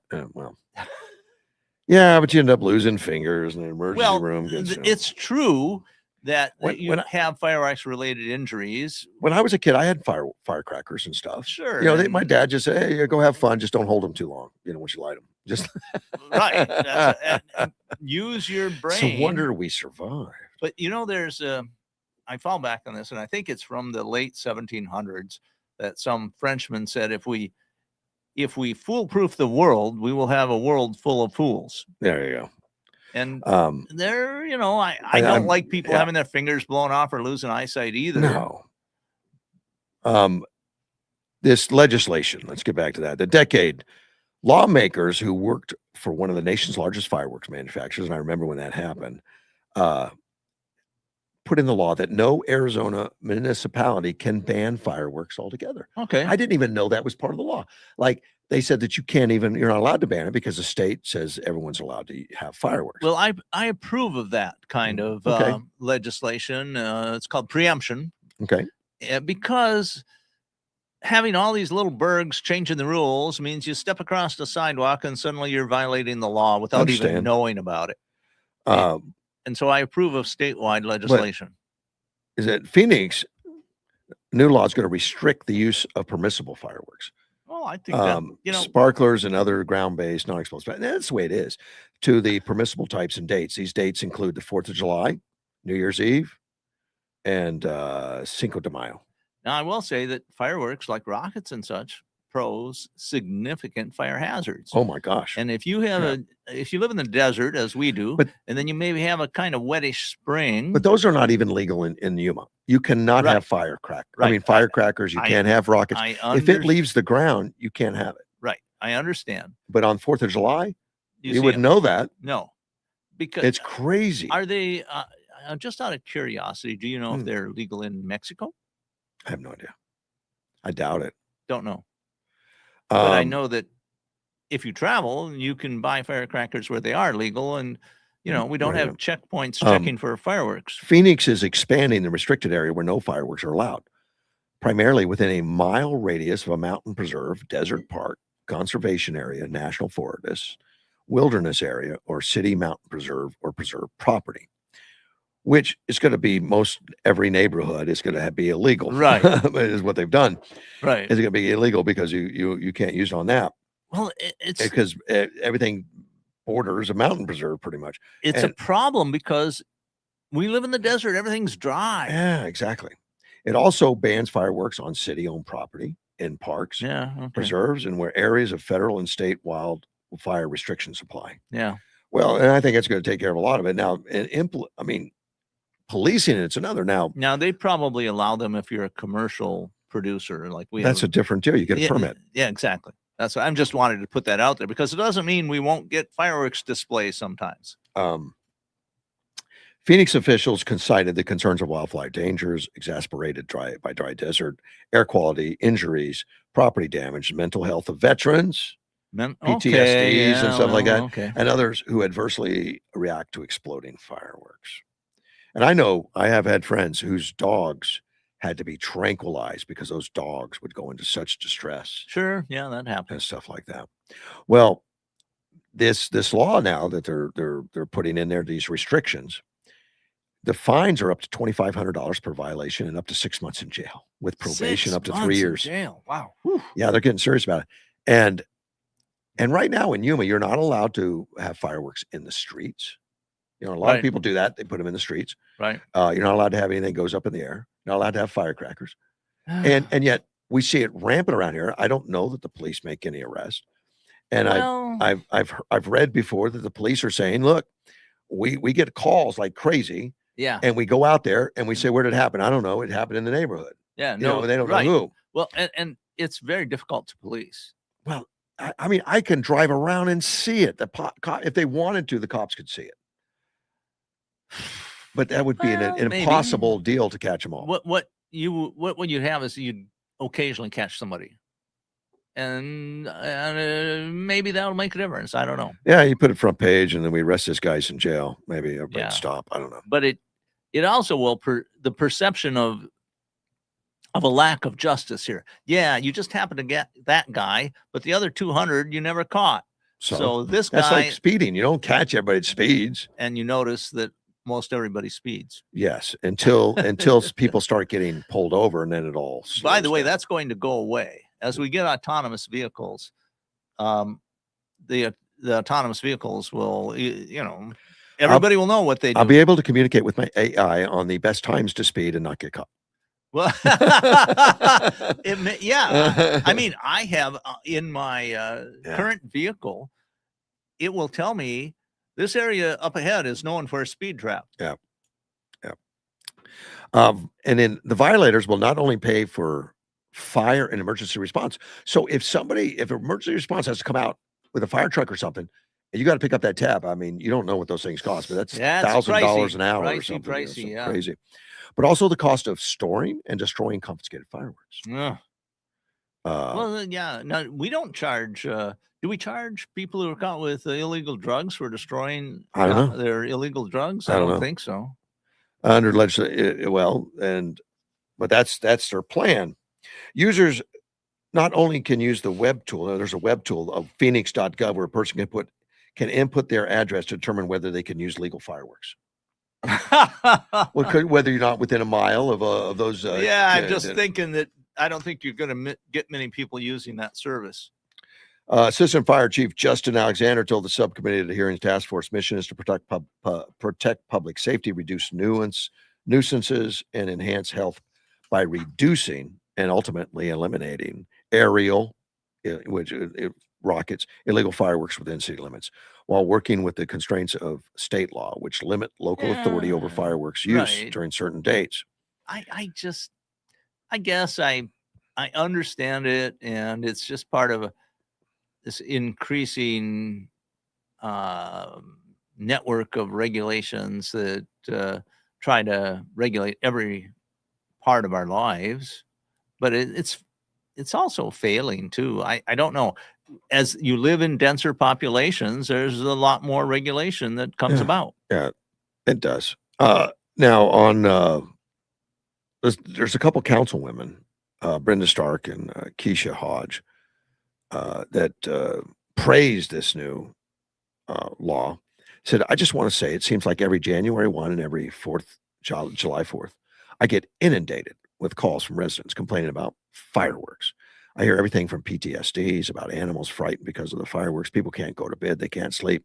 But one of the things that really does concern me, in other words, none of that concerns her. One thing that really does concerns me. That's funny. is we get a lot of comments about the fireworks around the preserves. And in July, I know the preserves can be a tinderbox, and that really does frighten me. Yeah, it's a serious problem. I want to problem. thank staff. So she doesn't care about the PTSDs, the frightened dogs, and the people can't go to sleep. I don't care.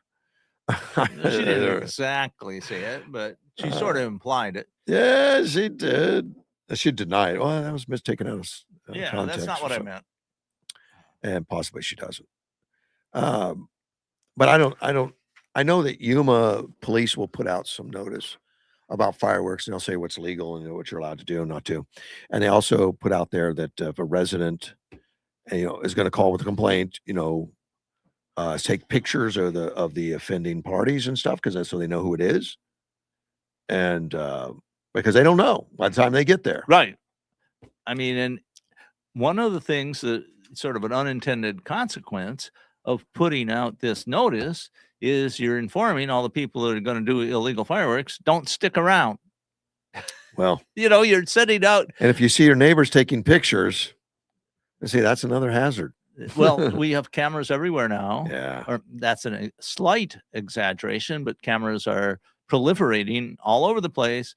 And I think that's one of the reasons the crime rates are dropping. It's much easier to catch people. Yeah, it is. And with this fireworks, I would expect a lot of cameras are going to get images of people setting off fireworks. I don't know. I don't know how many people really get fined for that. Don't know. I mean, I know it's a target rich. I mean, I see like professional fireworks being shot out of the middle of developments and stuff, just popping up. And I know it's not permitted. There's no way. Absolutely. There's no way you would get that. You will. July, it's about a month until July 4th. You're going to see a lot of it.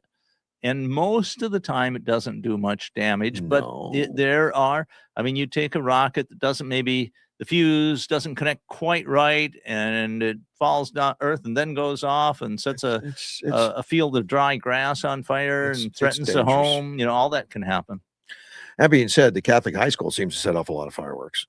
Oh, really? Yeah. Well, that's right. You mean it's set off near the Catholic high school? No, they set it off for football games and stuff. Oh, okay, but that's all permitted. I think so. I'm pretty sure that the high school wouldn't do it if it weren't legal, or at least they wouldn't if somebody told them. They did it for graduation. They did it for baseball games. They do it for all kinds of stuff. Well, I noticed the other day they moved where they're firing the fireworks off. I mean, Helen and I are at home, and all of a sudden, it sounds like we're in Iran, Yeah. and so we run out in the backyard, and 2 doors down, it's right in the backyard almost. I mean, it's maybe 150 feet from a backyard of a house down the street. I didn't know they could be that close to a residence. I'd have to look at the ordinance to figure if there was a limitation. They moved far away from the spectators at the ball game, right, and put it right in the backyard of a residence. Probably that residence has agreed to it. I would think. Nobody told me, and I'm right there. But you are not the one whose property is. Oh no, I'm very, very. I'm a lot closer than the. Sure, you're very close, but you're not. But the bad thing is they didn't notify me, so I could sit in the backyard and watch it. I mean, it was right there. I mean, I've never sat so close to fireworks in my life. You don't normally get that close. No, well, yes, I understand. For you are correct. For good reasons. But these things were right on our property line. I have seen spectacular fireworks display out at YPG that were not made to be fireworks. They're munitions. Oh, that's a total different deal. I don't think those were permitted. Oh, they are absolutely. They're not just permitted. We pay for them, and they're very important. I mean, they weren't permitted as a display. No. It's just that they put on a pretty good display. In fact, it was a disappointment probably that it. No, these are a lot of what I saw were testing of like aerial flares and stuff. Oh, okay. So illumination rounds, things like that. Fascinating stuff. And you see those quite a bit over when the Marines are practicing out over the ranges and stuff. Oh yeah, it's like daylight. and frankly, it's impressive to watch like airbursts from artillery and such. I've not seen that.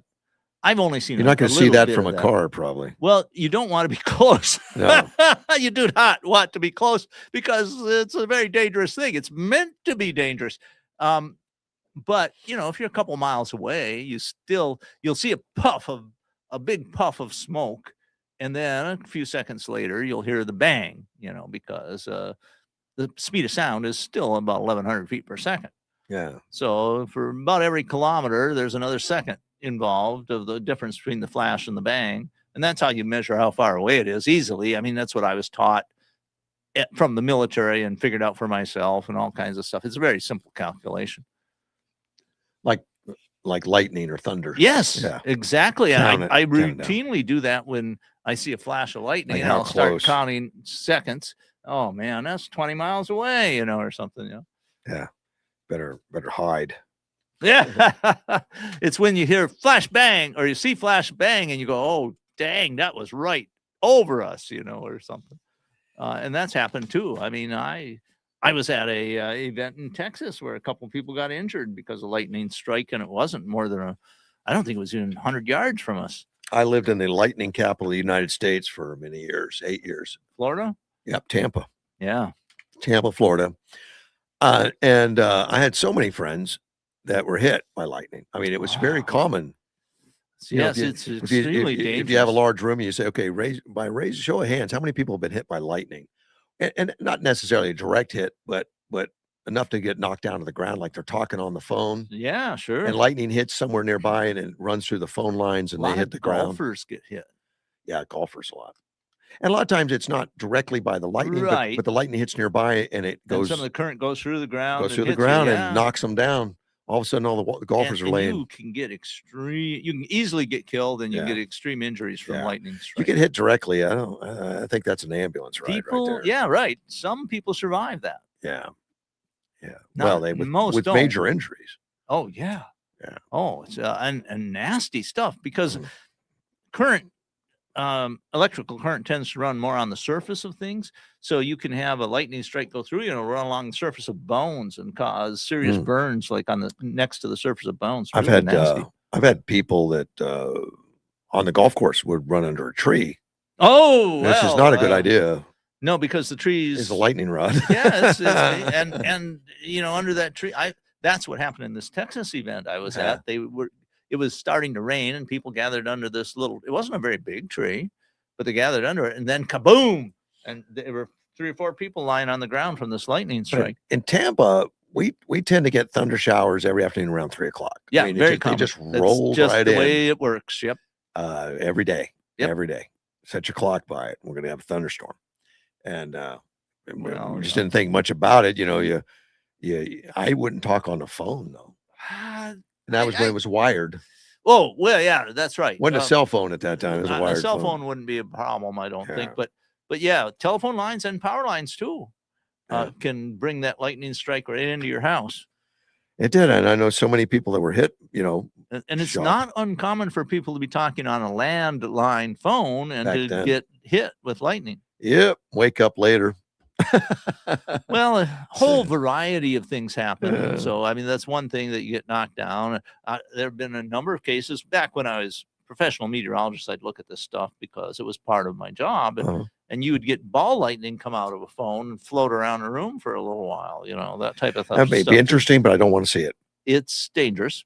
Yeah. I don't want to see it. I talked to you a little bit about Android. Yes. Which your phone powers your phone and the what's the other one? Well, basically Apple is the non-Apple phones or Android mostly, at least as far as I know. Well, you have essentially there's 2 systems. There's the Apple system, and iPhones, and then there's Androids. There may be others out there that I don't know about. And I've owned enough phones that the Android is totally different today than it was. Of course, it keeps getting improved and updated, added on to, and all that kind of stuff. And they're getting ready to do another big one, and Android 17. And some of this article goes through what to expect. Right, you said major changes. Yeah. They announced at an annual event, they have a big show and they're talking about Android 17. My daughter is an Android programmer, so I might ask her. You can ask her about that. Maybe she can get on. She says she's using artificial intelligence a lot now. Well, that's what this 17 is going to be doing a lot now. Whether you like it or not, I don't know. But the Google even admitted it's become an AI first company under the new CEO, Sundar Pichai. Yeah, well, and I'm not a big Google fan. Let me see. It's going to use Gemini intelligence, can interact with the apps installed on your device. So whatever apps you have installed on your device, artificial intelligence is going to help you. I don't know if it's asking permission to help you, but it says if you don't have an app, I'm just leery of all that, of having a computer program kind of managing me. And it says if you don't have an app required to complete a task, so let's say you try to do something, you don't have an app for it, it can shift its workflow to the web via Chrome to navigate web page. and say, press this button, it'll help you. Right. It says like having a personal, it's going to have a personal assistant inside your phone, and tell it what to do, and it will go out and do it on your behalf. It'll go out, look it up, find it, download it for you. Theoretically, that means Gemini Intelligence can do your online shopping, do all kinds of stuff, reserve tickets for an upcoming concert, or book your vacation, complete with airplane tickets and hotel stays. Well, you know, maybe when books were coming out, people complained about, look, all these people are telling you what to do. But I'm gonna have to get this new Apple. I mean, this new Gemini Intelligence, the ultimate personal assistant that Google Assistant was always meant to be. And I know Google Assistant's been out there, but it's not been. I have resisted this stuff, but I am using the Elon Musk Grok 4.1. Right. And I found it to be a very powerful tool that is very useful. And you have the upgraded version. The first upgrade. Yeah, you don't have the standard, the free one. I pay about $30 a month for it. And like I said, it's a very useful tool. And it is also very, very dangerous in that it will lie to you. Well, and so you've got to be really careful using it, and you have to know what you're doing, because if you're not expert in the field, you won't easily recognize the lies. Yeah. And then in my field, where I'm a writer and my reputation depends on being factual and truthful, if I would put out the lies that I got from the Grok, I would be in big trouble. Yep. And, well, I mean, and it happens regularly. Well, there's been lawyers that have leaned on it. Yeah. Man, that's really bad. Had case studies that weren't true. Not just studies, but actual cases, legal cases that were invented by the AI. Yeah. And they don't exist. And they tried to cite that doesn't them. make judges happy. No. They don't like it. It's like lying to the judge. But they don't like that. This Gemini Intelligence, the Google Assistant, launched a decade ago. Of course, it wasn't much of anything, but now with AI, it's going to be what they always dreamed it could be, and it's a useful AI agents in your mobile device. It may excite some users who are bullish on the AI rush, while those who despise it may do the unthinkable and consider switching to iPhone. I consider myself both. I'm both bullish and despise it at the same time, because it's kind of like George Washington said about government. He said it's a tool like fire. It's extremely useful and extremely dangerous at the same time. Right. Absolutely. Let me see. The Gemini Intelligence is coming to Google Pixel 10 phones. I don't know which those are, but Samsung Galaxy S26. I have an S22. Well, the Samsung's a very popular phone. Oh man, I like them. I have a 22, which works great. I may have to upgrade. Maybe I'll have to switch from iPhone. I mean, I'm not an Apple addict or an Apple aficionado. I got it for a particular reason. But once you get into the sort of ecosystem, it's harder to get out. Well, this article says that phones are addictive. Yeah, exactly. Good point.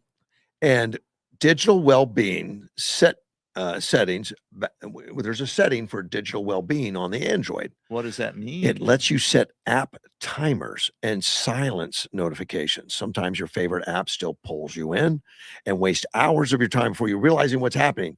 And if you're trying to kick certain addictive apps to the curb and setting time limits isn't enough, Pause Point, which is a part of the AI, might be what you need. This new feature acts as a checkpoint between you and your app. When activated, now you have a choice. I wonder if they have a digital pause screen will show up on your device the next time you open an addictive app. That's interesting, because I wonder if they would have something that evolves into sort of a digital doctor. You're using too much digital stuff. It sounds like that. It says when you open it up, a screen stays up for 10 seconds, giving you time to consider if you really want to click through and waste hours of time doom scrolling on social media or watching cascades of short form videos. I'll tell you, these YouTube videos are addictive. I like them. And I get a lot of information from them. I do. But I do have to watch it, because I'm thinking, I just spent a bunch of time on this and I didn't really, but there's so much, you can get so much useful information too. That you didn't know about. That's right. Stuff. During the waiting period, that 10 seconds, you'll be prompted to take a couple of meditative breaths, and browse photos of people you should spend time with instead of scrolling. Your phone says, shouldn't you call your daughter or something? Well, I like that better than photographs, because the photograph may be a substitute for actually calling. No, it says photos. It says you get the photos right up there. Yeah, sure, but that's a substitute. Yeah. You can even tell it, and of course you program it and tell it to do it. You can even tell it to suggest different apps to open instead of the one that one addictive thorn in your side. It's a brave new world. I mean, this is where does humanity go with this? It's one of those things like you want to quit. You don't trust yourself, so you tell your phone. Yeah, but I'm wondering. Check me. So what happens here? Is the person with the best digital doctor the winner? I don't know. I mean, does the phone help you manage your time so that you perform better? I know people that do this for their kids. Oh yeah, they give their kids a phone, but they have limited time on apps. Oh yeah, my daughter does that all the time. But and she generally does not even allow her children to have phones. Right. But they're getting to the age where it's going to become something that's more useful than not. Something else this AI is going to do for you in this new phone, it's going to be able to send information and communicate with other phones.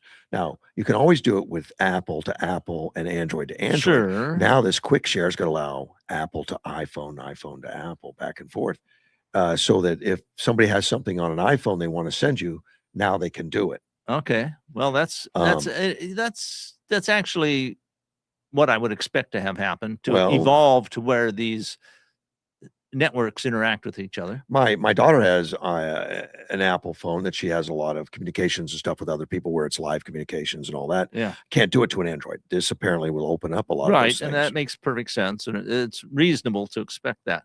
And they're going to be able to exchange photos, videos, and other files with just a tap.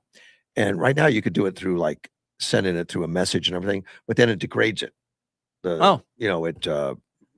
I just sent a picture to a friend of mine. Mm-hmm. I mean, and people do this regularly all the time. There are people who send dozens, hundreds of pictures every day. Yeah. Just make sure that it's not sexting. You get in trouble for that. Personally, I recommend against that. Oh man! But once you put it in the airwaves, it's there forever. It's forever. It's forever. Yeah. As this candidate in Maine is finding out. That's an interesting story. We'll get to him at some point. The one that's running for Senate in Maine, sure, who was accused of sexting 6 different women. And it's all digital. Did his wife object? His wife is the one that told people about it. I've heard that. So does that mean they're on the outs? Is there a divorce in process? I don't know. They're together. Oh, well, that's and it just she was just on air with him, standing side by side, when maybe she said, look, this is just normal behavior. No, when he said it's Graham Plattner, the guy that's doing it. Okay, I'm going to jump to that real quick from the Androids. I'm going to leave Android for a minute. Okay. Since we're doing it, his partner, his wife, his wife. Yeah, wife. It says wife. Amy Gertner told a campaign aide about the tax after he launched his Senate bid, as they began looking into potential political liabilities. So they were doing. And the campaign aide told somebody else? Yes. Oh, what a great campaign aide. But it ended up farcical. It came from Amy Gertner, the wife. Yes, but she didn't put it out to the public. No, she told a campaign aide, because they're discussing it, and I'm sure they do that, all of them. Well, they said, okay, what's in your closet that could come out that we could be embarrassed? We need to know how to handle it and all that stuff. But it made it out to the public from there. So she discovered the messages months after the couple married in 2024. Well, they have only been married a year and a half. Yeah. Okay.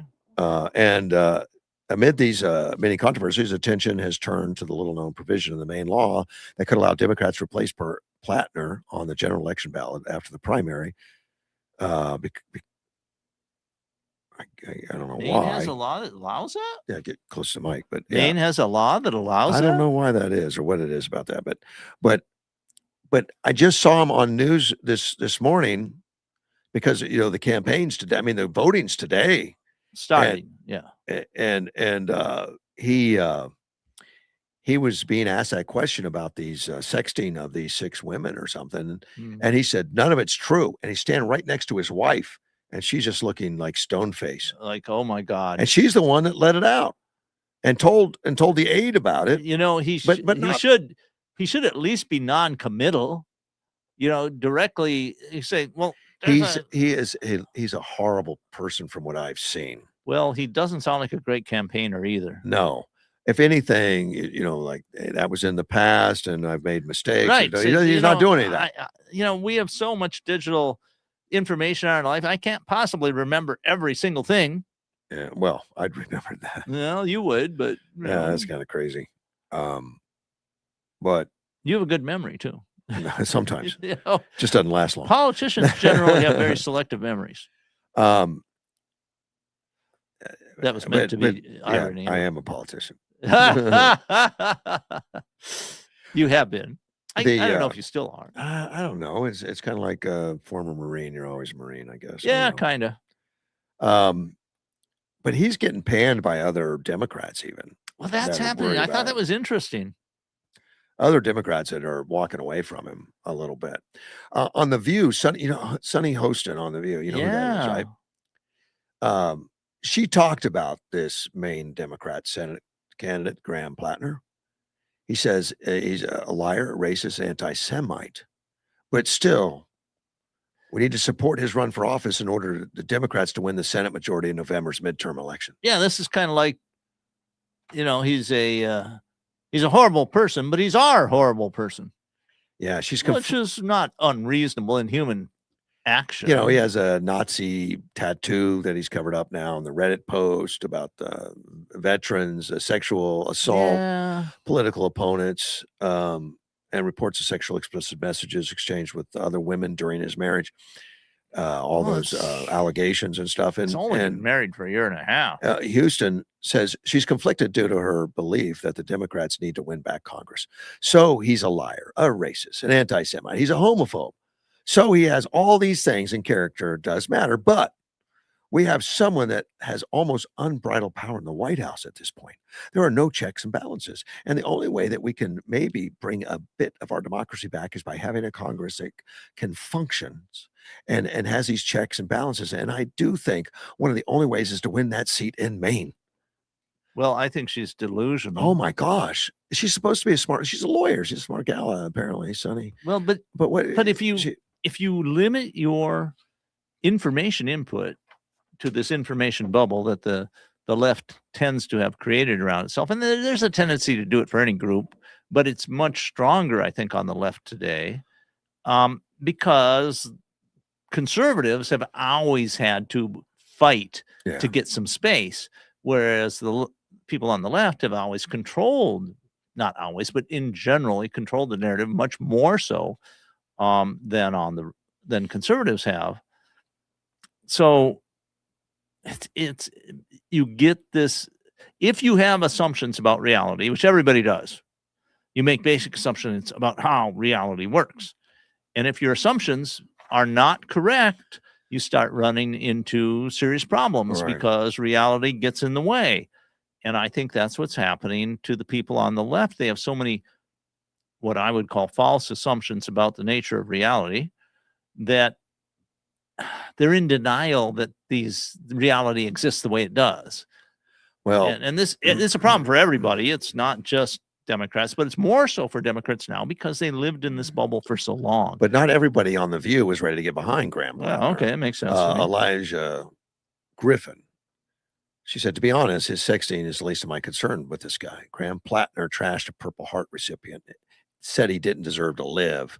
Yeah. Defamed fallen Navy SEAL Chris Kyle, downplayed how hard it is to report sexual assault in the military, repeatedly used anti-gay slurs and homophobic posts as recently as 2021, called himself an avowed communist, and has a Nazi tattoo for 20 years that he's since covered up. This guy just seems like a guy, not very good character, and there are a lot of options in this country. And by the way, there are other paths for Democrats to win. So she doesn't agree. Well, is he coming up for a primary in Maine? Today, is that what? Yeah. Okay. Well, no, not today. I don't think he's today. But yeah, he's a primary. But he's the big leader. He is way ahead. I mean, like not even close. Yeah. Okay.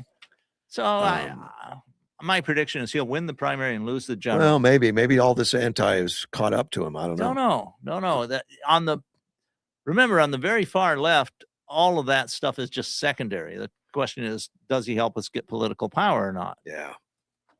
But he's got supporters in the party. Oh yeah. Sarah Haynes, a fellow co-host on The View, same thing. Said this is a problem. The Purple Heart recipient, by the way, the video he insulted was a man who took fire to save his team.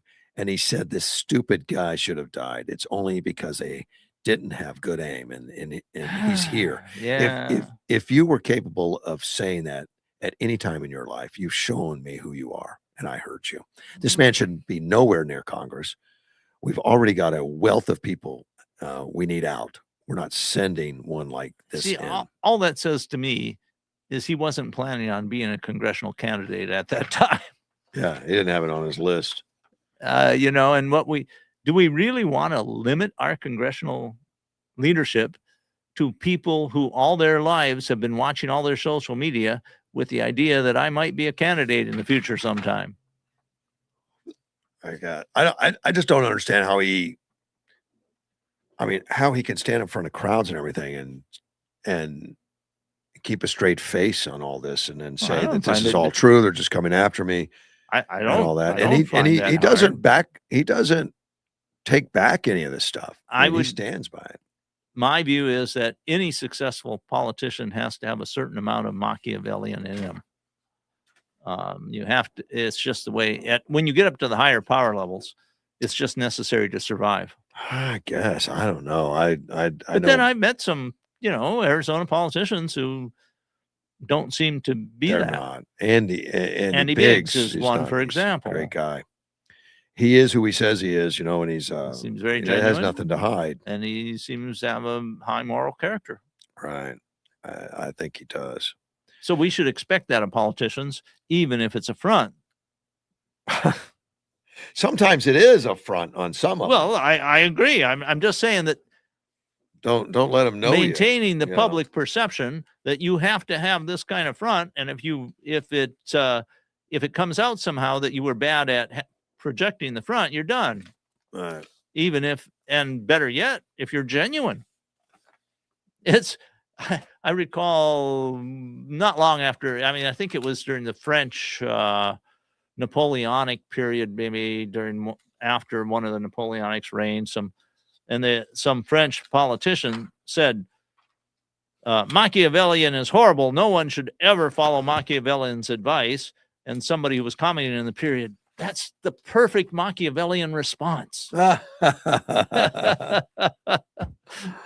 So, and I'm a fan of Machiavelli because I think that he gave out very important information to the general public so we understand how power works in a lot of cases.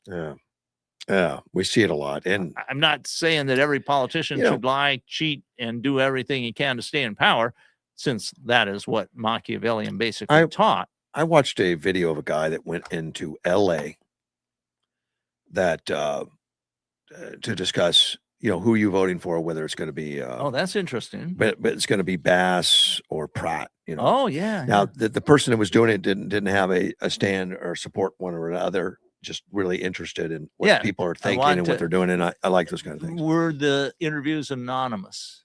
No, they were on camera. That doesn't mean they're not anonymous. I don't recall, but it doesn't look like these guys were hiding anything. Right, but they're not giving, here's my name and address. I don't think they were asked for it. They were just asked exactly. for the viewpoint. But so they could be more candid. Yeah, they seem to be very candid and delusional. I was surprised at the people that came up with stories like, well, I'm supporting Bass because and they said, well, what is it you like about her? Well, she's reduced homelessness. Sure. Yeah. If you don't understand what's going on in reality, that makes sense. I didn't know this, but officially on the documentation that she puts out there, she did reduce homelessness because they stopped counting if you live in a car, you're not homeless. So she changed the definitions. Yes, she changed the calculation. Yeah. As you go forward, if you live in a car, you're not homeless. So Well, if I live in a car, I'm homeless because that's not a home. Well, But how about an RV? but up until a few months ago, it was homeless. So she saw a great reduction in homelessness, Yeah. which is but these people are straight faced Oh, yeah. saying that, well, she's reduced homelessness. Well, when we talk about information bubbles, this is the kind of thing we're talking about. But how can you convince people of that? It's just amazing to me that they're so sucked in. They want to believe. That, yeah, I guess so. And I mean, being skeptical is hard. Yeah. You have to work at it. But there was a lot of them that were supporting Bass, which was like shocking to me. They think she's just doing a great job and all that stuff. Yeah, it's shocking to me. Do you not pick up a paper? Did you not see the Palisades fire? But you see, Bass is putting out. That wasn't her fault. Her administration. It's not my fault. No, it was Trump's. There are other people. Yeah. They did this bad stuff. It's climate change, whatever. Right. All kinds of stuff.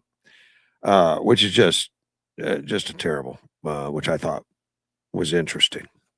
The Operation Checkmate. I like it that they had to come up with the operations by Border Patrol. Border Patrol did this. Yeah, they've been pretty good at coming up with names. Yeah, I like it. May 11th through May 15th, just a couple days, just a few days. The Border Patrol, U.S. Border Patrol agents right here in the Yuma sector arrested 52 individuals during Operation Checkmate for being in the U.S. illegally. Of the 36, of which 36 of those were driving semi-trucks. Whoa. Now, they caught that many semi-trucks being driven by illegals. In Yuma. In Yuma, between the 11th and the 15th. Now, I imagine it was at a checkpoint maybe or something. Yeah, maybe. Saying, give me your driver's license. And I just thought it was tremendously interesting, the numbers.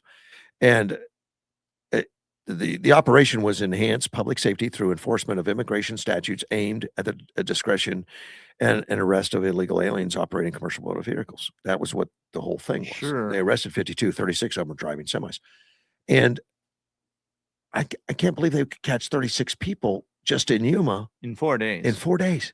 Well, and we don't know if it was a full 4 days. I don't know what time they started on the 11th or ended on the 15th. But well, my guess is that there was a lot of preparation. 4 days. 4 days, they caught 36 semi-truck drivers. And of the 36 illegal aliens, 29 were in possession of commercial driver's license from states such as California, New York, Washington, and Virginia.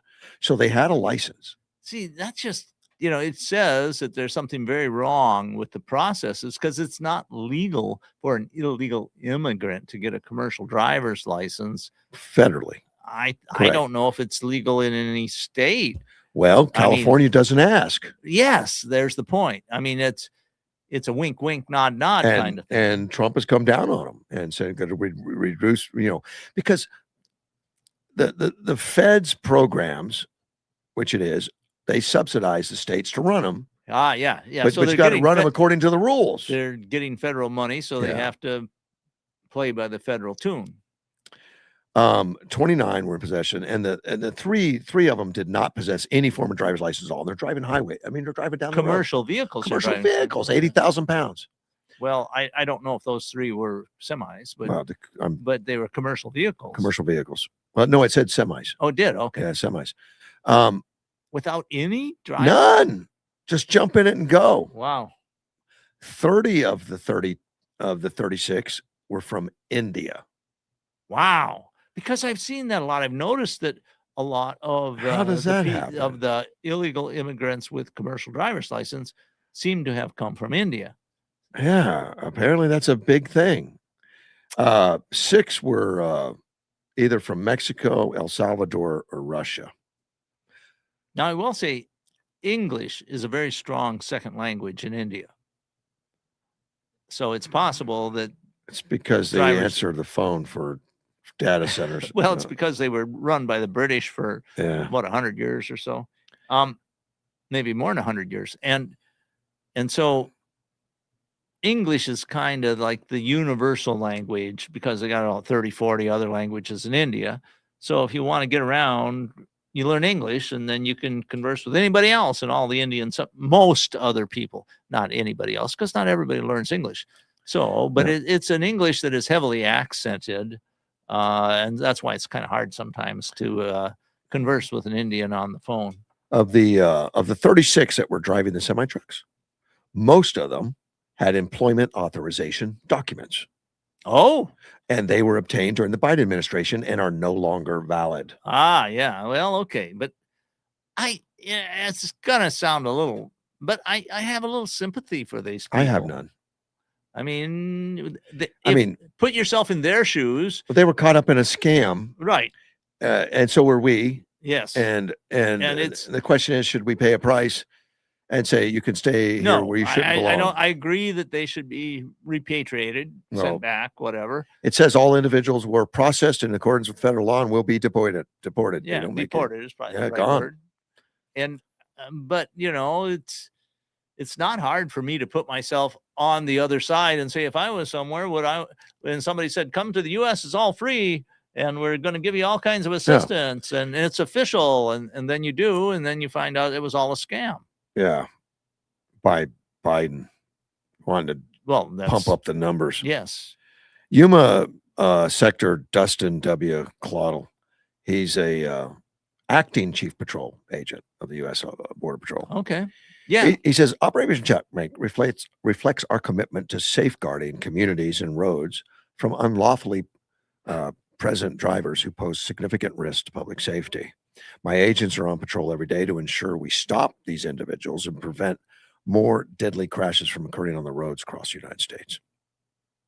Thanks to the leadership of President Donald J. Trump, the Department of Transportation issued a final rule to stop unqualified foreign drivers from obtaining license to drive commercial trucks and buses. The Border Patrol is working together with federal partners to enforce the rule of law and restore integrity and safety to the nation's transportation system. This will eliminate another magnet for people to illegally come to the U.S. and will strengthen the most secure border in 50 years. Right. I think that's a pretty well stated. In 4 days, they got all that done. Yeah, it's well, they didn't do that in 4 years. I mean, in 4 years under Biden. In fact, no, they did exactly the opposite. It was incentivizing people to come here illegally. Yeah. So, in a little bit longer term, and I don't think it's going to be that long, 5-10 years. Most of the long haul trucking will be done with autonomous vehicles. It's coming. It's coming. It's being tested now. I mean, I was talking to my daughter the other day, and no, it was my brother. And I said, I'm sure glad I had my career when I did, because so much more of meteorology is going to be completely automated, and it's heading that way.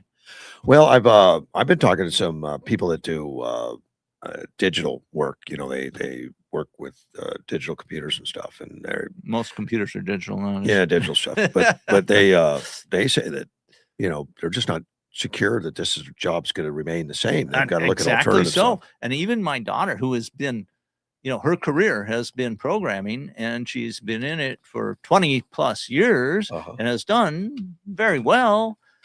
She doesn't feel completely secure either.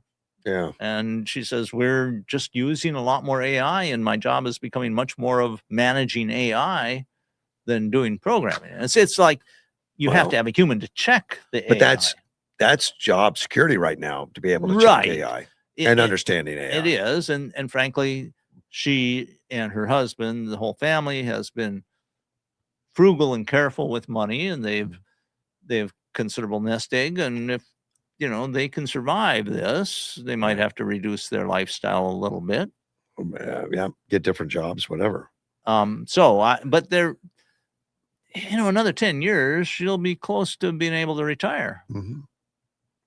Well, so who is the secure job right now? I'd say it's the plumber, and maybe the electrician. Yeah. Or the truck driver that's not here illegally. Well, until we go autonomous vehicles. Yeah, some of it will never work. But I mean, for these the long range hauls are the easiest for autonomy, in my opinion. For these local drivers that have to stop at all the Fry stores or something like that, it's going to be until we get the Optimus robot that maybe unloads everything. But that's going to be more time. It is. I think so. And frankly, time is what we need. Yeah, we need to adapt. Enough time to adapt. Exactly. Yeah. Um, voting rules and everything coming up. Yuma locals concerned about cameras next to ballot drop boxes. I can't believe this. I mean, why are you concerned about cameras? Exactly. I would Well, think you would want cameras. Well, you know who doesn't want cameras near lockboxes? People who do fraud. Yeah, exactly. So someone's going to complain. Yuma County election season's approaches. Some locals are concerned about the cameras located next to the drop boxes. David Laura, he's our Yuma County recorder. Yeah, he's causing all the trouble. What? No, he's not. He's, the cameras are required by law. Yes, exactly. That's what I thought. I don't know why that's not in the article. Oh, somebody didn't do all the homework they should have. David didn't admit it. David says the cameras are only zoomed in on the drop boxes, not the parking lots, license plates, or people entering the building. He says on election day, the cameras in all buildings are turned off. Yeah, that's law, and it's bad law, in my opinion. During the early voting, the cameras are turned off during the day and on at night. They're turned off during the day? Yeah, turned off during the day. Well, I don't know. Because there's, I guess, people. I don't, well, There's maybe. I think they should be on 24/7. I do too. The reason is we have to maintain security, confidence, transparency for the voting system, that the ballots are secure. And that's what it's all about. Well, exactly. I mean, you don't want the thing, and they've been vandalized. Some of them have set on fire. There's been all kinds of stuff that's gone on with these things. Laura said he would like to remind registered independent voters to request the ballot of the party of the preference if they want to vote in the primary election happening on July 21st. But there will be cameras. I'm going to have to vote early. And won't be here. Yeah, then that's what you need to do. But all this hubbub about the cameras, we talked about cameras. A lot of cameras are everywhere. They are. And they're becoming people are concerned and more prolific. Anybody that would have come up and concerned, I need to come up and congratulate him for having cameras. I thank you for protecting our voting. Exactly. I think cameras on ballot on boxes, drop boxes should be required, as they are by law, apparently. And that's an important part of voting integrity. But you don't want anybody to come up playing games. And there have been sometimes where people have throwing something on fire in there, or trying to burn them. And for that too, the cameras are useful, and so that we can find those people and prosecute them. Yeah. Let me see. The Arizona AG, Attorney General Chris Mays. I'm not a fan. Yeah, I understand. She's suing major health insurers for alleged price-fixing conspiracy, which is interesting to me. Because those prices are kind of regulated, aren't they? Yeah, pretty much. Well, Medicare, Medi-Cal, they regulate it. They tell doctors what you're going to make, not what you want. Well, most insurance that I know of is heavily regulated by the state. They're not allowed to put out just any price for anything. And usually it's based on how much they have to spend. They don't care what you're going to ask for. They just know what they're going to pay. I'm not talking about Medi-Cal, Medicare. I'm talking about insurance regulatory agencies. Well, they make most of them make deals going in. You're talking about with providers. Yeah, providers. I'm talking about there are state regulatory agencies that regulate the insurance companies. Sure, they do. And she says that the health insurance companies are operating under a system that underpays doctors and hospitals, raising out-of-pocket healthcare costs for Arizonans. The lawsuit alleges that multi-plan, I don't know what multi-plan and insurers, Aetna, Cigna, United Healthcare, Humana, Alliance, Molina, a whole bunch of major ones, and major healthcare corps relied on shared algorithm to decide how much to pay for out-of-pocket net worth care, which relied in part on their collective sharing of confidential, competitively sensitive claims, payments, information with and throughout multi-plan. So all of these different insurance agencies are sharing their information with each other so that they know what it costs to operate. And she's saying that it's illegal. I'm reminded of something that I forget, I think it's Ayn Rand said about the way this highly regulatory environment works. If you all have the same price, it's price fixing. If you have different prices and yours is higher, you're exploitive. If your price is lower, you're being you're being too competitive. No matter what you do in this regulatory system, you lose if you're a provider. Or it can. I mean, I'm not saying it has to happen all that way. I'm saying the regulation can get abusive. According to Mays, the multi-plan and major insurance companies across Arizona allegedly conspired to keep payments to providers low in a scheme to pad their profits margins. Well, every company tries to keep their prices low. I mean, keep your expenses low. Right. That's what you should do. Because that way you can keep rates down. But they are also she's saying that they did this conspiring each other in an anti-competitive environment. But of course, the whole problem with that is that the whole industry is so heavily regulated to start with. She said, by using a shared algorithm to set payments, these companies harm doctors and patients alike by driving up patients' risk of paying more out-of-pocket costs, depriving providers of fair payment, and sometimes forcing them to accept payment below the cost incurred for treatment and making it harder for Arizonans to keep the care they needed. Well, that's it sounds contradictory. It did. So these insurance companies are working together, she says, to keep costs down and payments down. So how does that make patients pay more?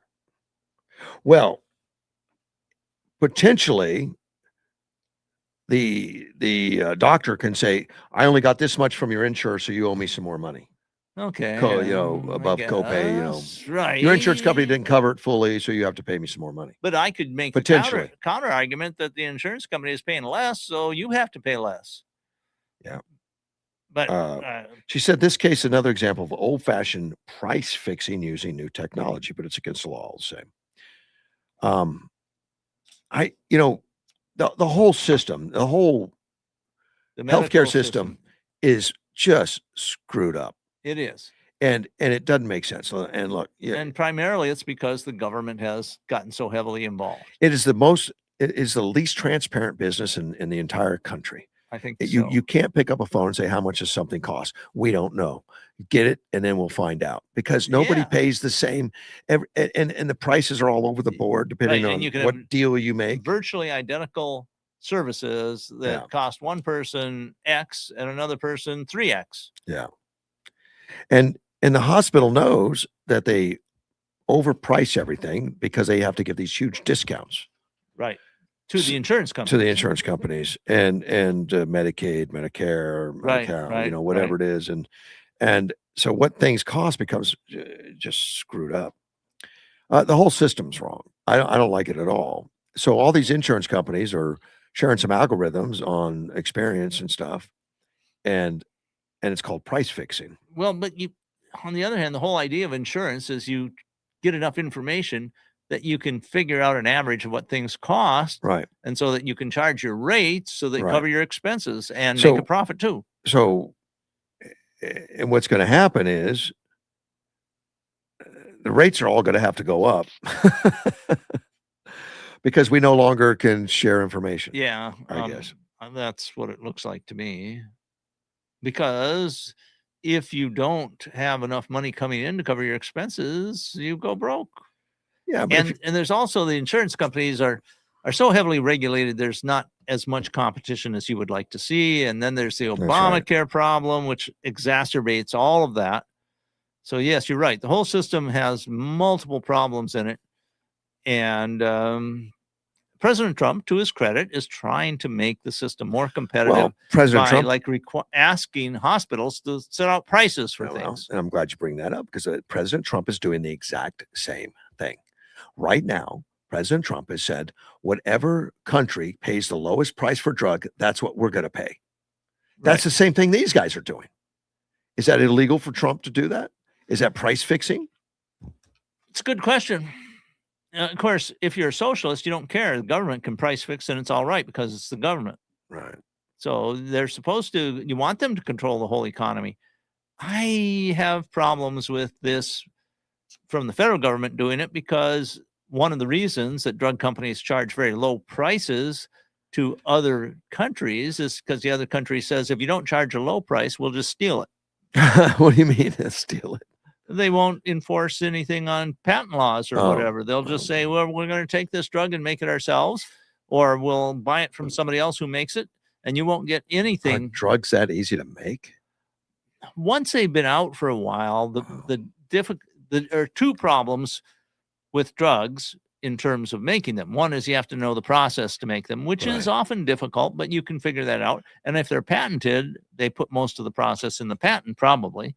The other thing is all the research that has to go into them show they're safe and effective. Right. And so the current drug companies put all the money into the research to show they're safe and effective. And then if you make a generic drug, you didn't have to put any money into research to show it's safe and effective. And so you can produce it a lot cheaper. So you got to both ensure that the drug companies have enough money to pay for the research, and you want them to get that through prices, and they generally charge a lot less overseas because it's a different government, doesn't have to abide by American regulations, and it says if you don't sell the drug at this amount, we'll just get it from somewhere else or make it ourselves. But I don't want to pay $1,000 for a pill that overseas selling for $10. Yeah, I understand what you're saying. I'm explaining partly why that is. Well, and basically they count on the United States to pay for all the R&D. Now, there are other countries that do some pretty good R&D too. I think Switzerland does a fair amount of R&D, but most of the R&D for drugs is done in the U.S. Well, it's expensive, I know, but I think all the drug companies have made a lot of billionaires. Well, yes.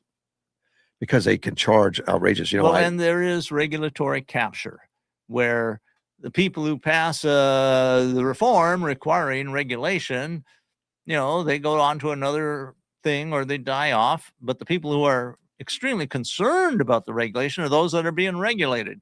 So they lobby, they pay people, they eventually capture the regulatory agency, and then it's turned into something that works for them. Right. I take I have a narcoleptic, and I have to take a pill called Nuvigel. When I first started taking it, it was $600 a month. The pills were $600 a month. They went generic, and now, and I had good insurance, so I wasn't hurt on that. And when they went generic, now I pay $13.25 a month. Yeah. Because they, the cost of making the bills relatively was nothing. Much lower than, and keep in mind that $13 I'm paying, the pharmacy's making money, the drug company's making money. Well, does your insurance pay part of that, or pay some?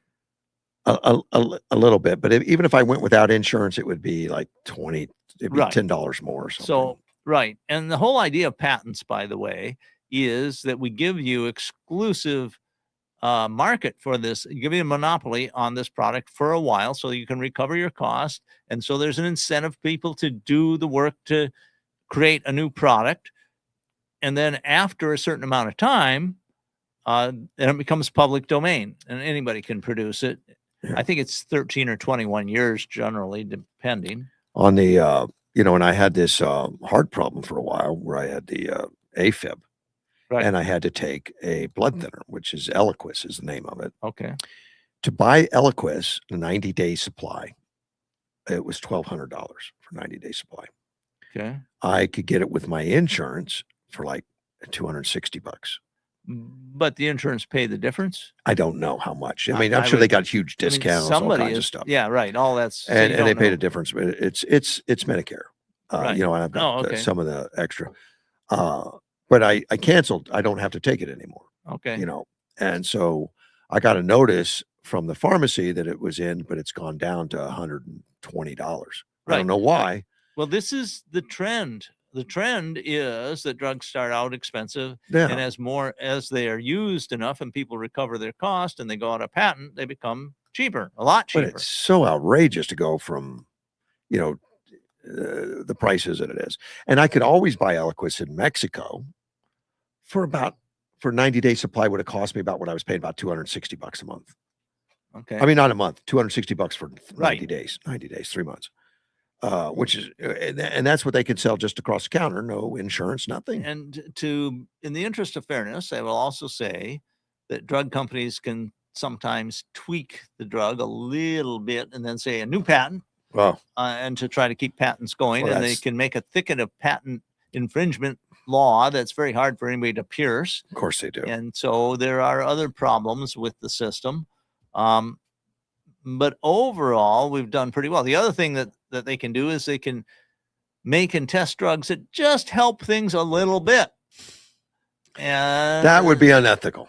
Oh, it happens a lot. I mean, I'm not saying that they deliberately make a drug that only helps a little bit. I'm saying they find a drug that helps just a little bit and they put a lot of money into it. So they market it really hard, and it may help a few people, but most people it probably doesn't help all that much. Well, and we got off on the Arizona laws that are being broke according to Mays on this insurance companies. Like I said, I'm not using an algorithm. I'm not a fan of her either. I think she is doing so many bad things. And this may or may not be the right thing. But she said the laws that are violated, the Arizona Uniform State Antitrust Act, which I thought it might have something to do with trust, by coordinating through a shared algorithm and exchanging confidential, competitively sensitive data, these companies allegedly acted together rather than competing, suppressing payments across the market. I think the whole thing should be transparent. I should know what everybody's paying. I don't think. Well, I think that's a big problem. It is in other industries. In other industries, you know what everybody's paying. Because everyone publishes price sheets. Right, but you're talking about prices for payment, and I think I think we need more transparency in the medical situation. That's one thing that can help cut through this everything should be transparent. And I'll tell you, when I owned Napa Auto Parts, I'd sell filters, and of course, big customers got big discounts. Sure. There was no secrets in all that, but you had to be such a volume that I could get rebates and stuff like that in order to get those prices down. And it's not a secret. Believe me, the farmers all talked. They knew what they were paying, and they would tell others. It was all transparent. And they're saying that antitrust, you can't tell anybody what you're paying. You can't tell. It's all confidential and sensitive. Well, that's just kind of crazy in today's age. Well, I think part of it is this sharing of an algorithm and the fact that it's too sophisticated. The medical system is so murky. It's crazy that there isn't a lot of transparency in it. No, you're right. And it's been, and so we should have more. And much of it comes back from, when doctors were very personal physicians, and they used a lot of discretion, and they'd charge a wealthy person more, and then they'd charge a poor person less. But that was, over 100 years ago. So now and she also says the Arizona Consumer Fraud Act, insurers allegedly misrepresented the value of the PPO coverage and hid the fact that a third-party algorithm, not the insurers themselves, was determining what providers would be paid. What does that mean? I'm not allowed to hire a third party to help me calculate pricing? I think that's ridiculous. Yeah, this is, I'm sure, going to end up in court. Oh, of course. And I think the insurance companies will argue exactly as you are. So they may. I think they're probably correct. If we sell insurance, we got to let everybody know. Oh, by the way, I'm using this company to do this, and this company to do that, this company to do that on my behalf. Aggregation of information to be shared across an industry is not particularly unusual. No, it hasn't been to my experience, and everybody knows right away. I mean, in the automotive industry where I was doing, anybody made light price changes, we all knew it. It was immediate. I mean, you can't hide it because the public talks. The whole idea of a price system is one of the major advantages of capitalism, because it gets more information out to more people faster, and so everybody gets to make better decisions. Yeah. And I used to work for a convenience store company, and every day when I went into work, I'd write down the gas prices that everybody was charging. Sure. We'd always want to be within that range. Yes. You really it wasn't an algorithm. I just did it on a piece of paper. Oh, maybe. Yeah. Huh. Oh, maybe it was illegal. Maybe Chris Mays should be informed. And maybe she's right. I'm not a lawyer. I don't know. But if it's antitrust to talk to one another, I mean, you should go after everybody. Like I said with Ayn Rand, she said you get a regulatory system that no matter what you do, somebody can charge you. And I understand about the antitrust, and that you start gouging and all that kind of stuff.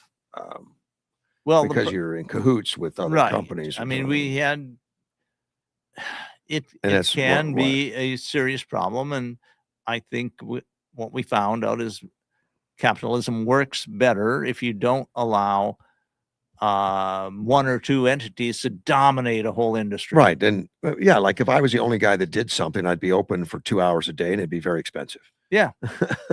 Cuts your cost down to nothing. Yeah, because nobody can compete because I own it all. Yeah, you know, yeah. And that would be antitrust act comes in. Here's what she's asking for. Stop the scheme. So stop talking to one another. It's gonna be hard to do.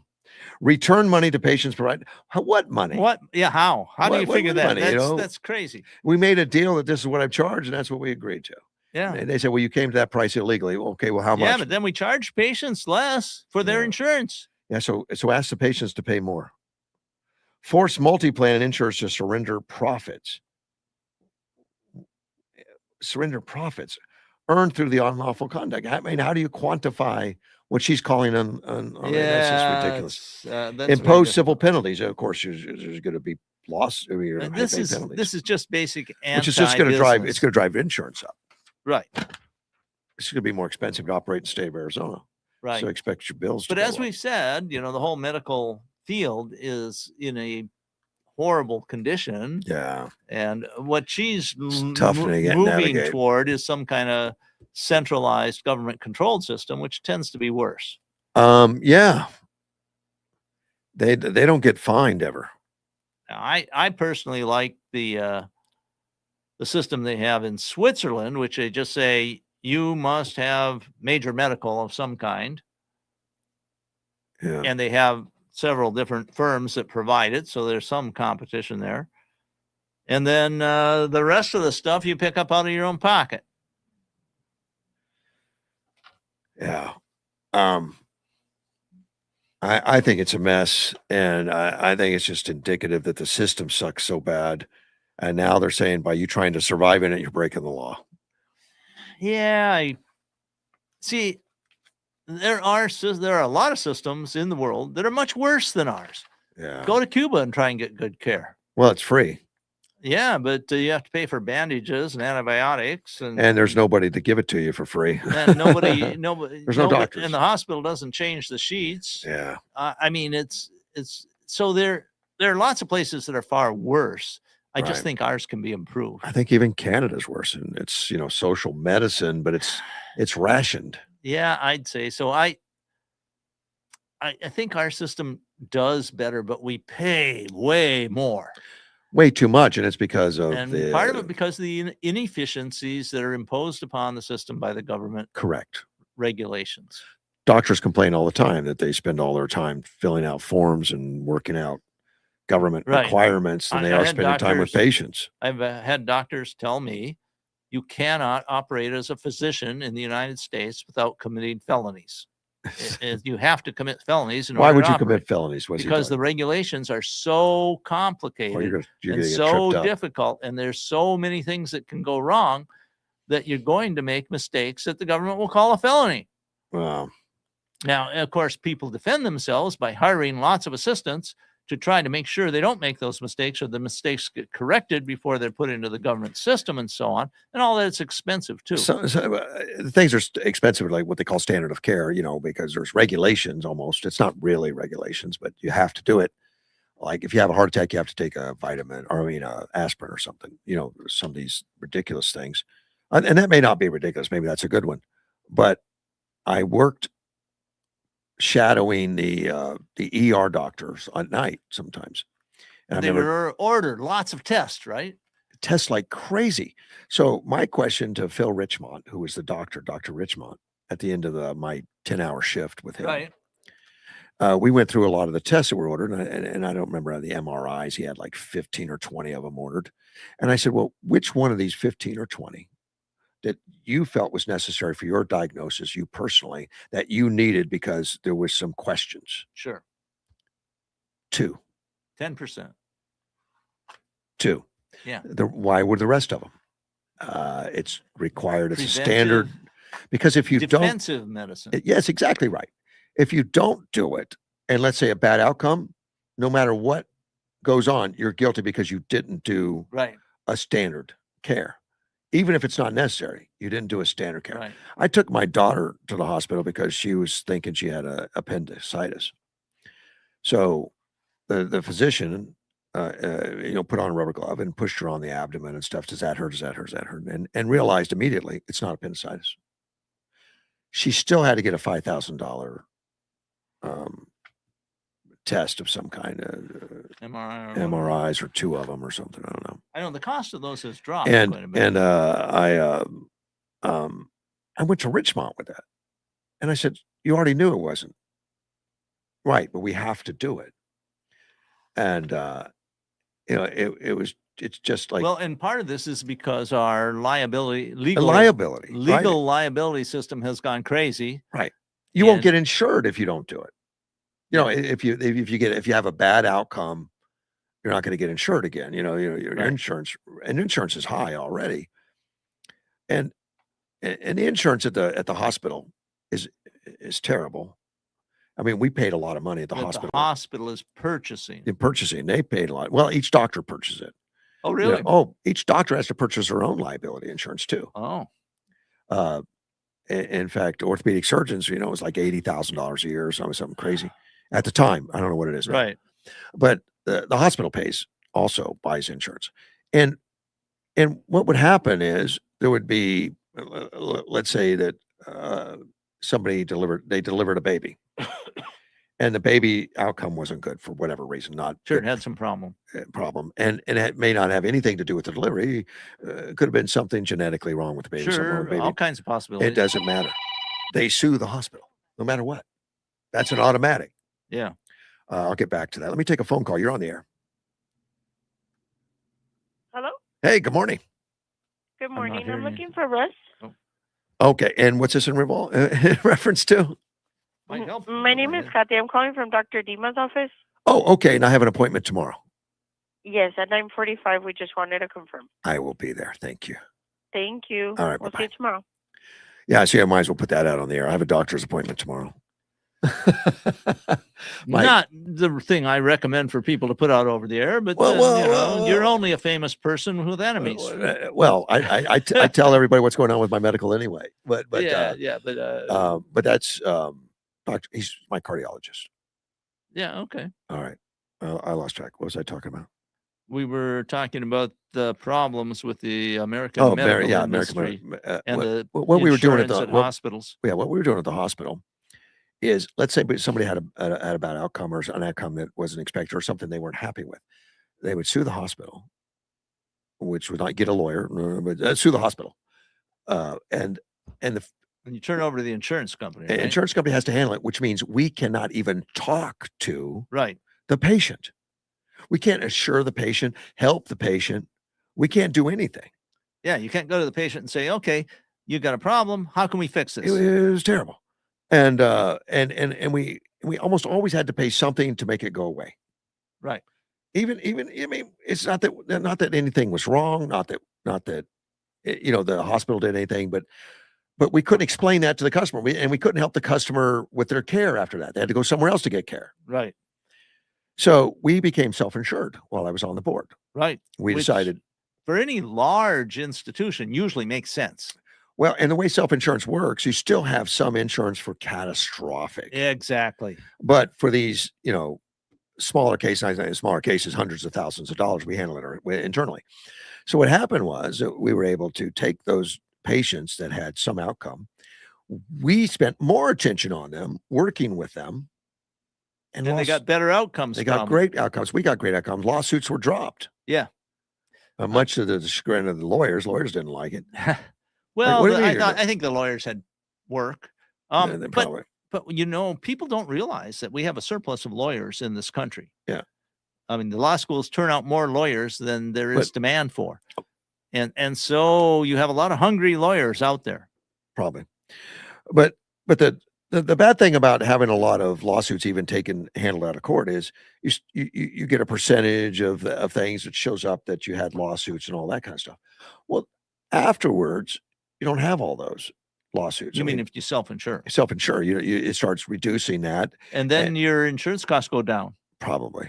I don't know that for sure, but it probably does. because they're not paying out. And of course, we had catastrophic insurance, which we normally never had to use. Right. Which is why it's catastrophic insurance for the very rare event. But we ended up paying less overall by handling the insurance ourselves A internally. lot less, I would think. We did. Because it was so easy for the insurance companies just to start making, it doesn't go to court generally. They Sure. don't go to court. This is the dynamic that's worked just throughout the tort industry in the United States. Yeah. It just becomes a negotiation on how much you're going to pay. Right. Because you don't want to have to go to court.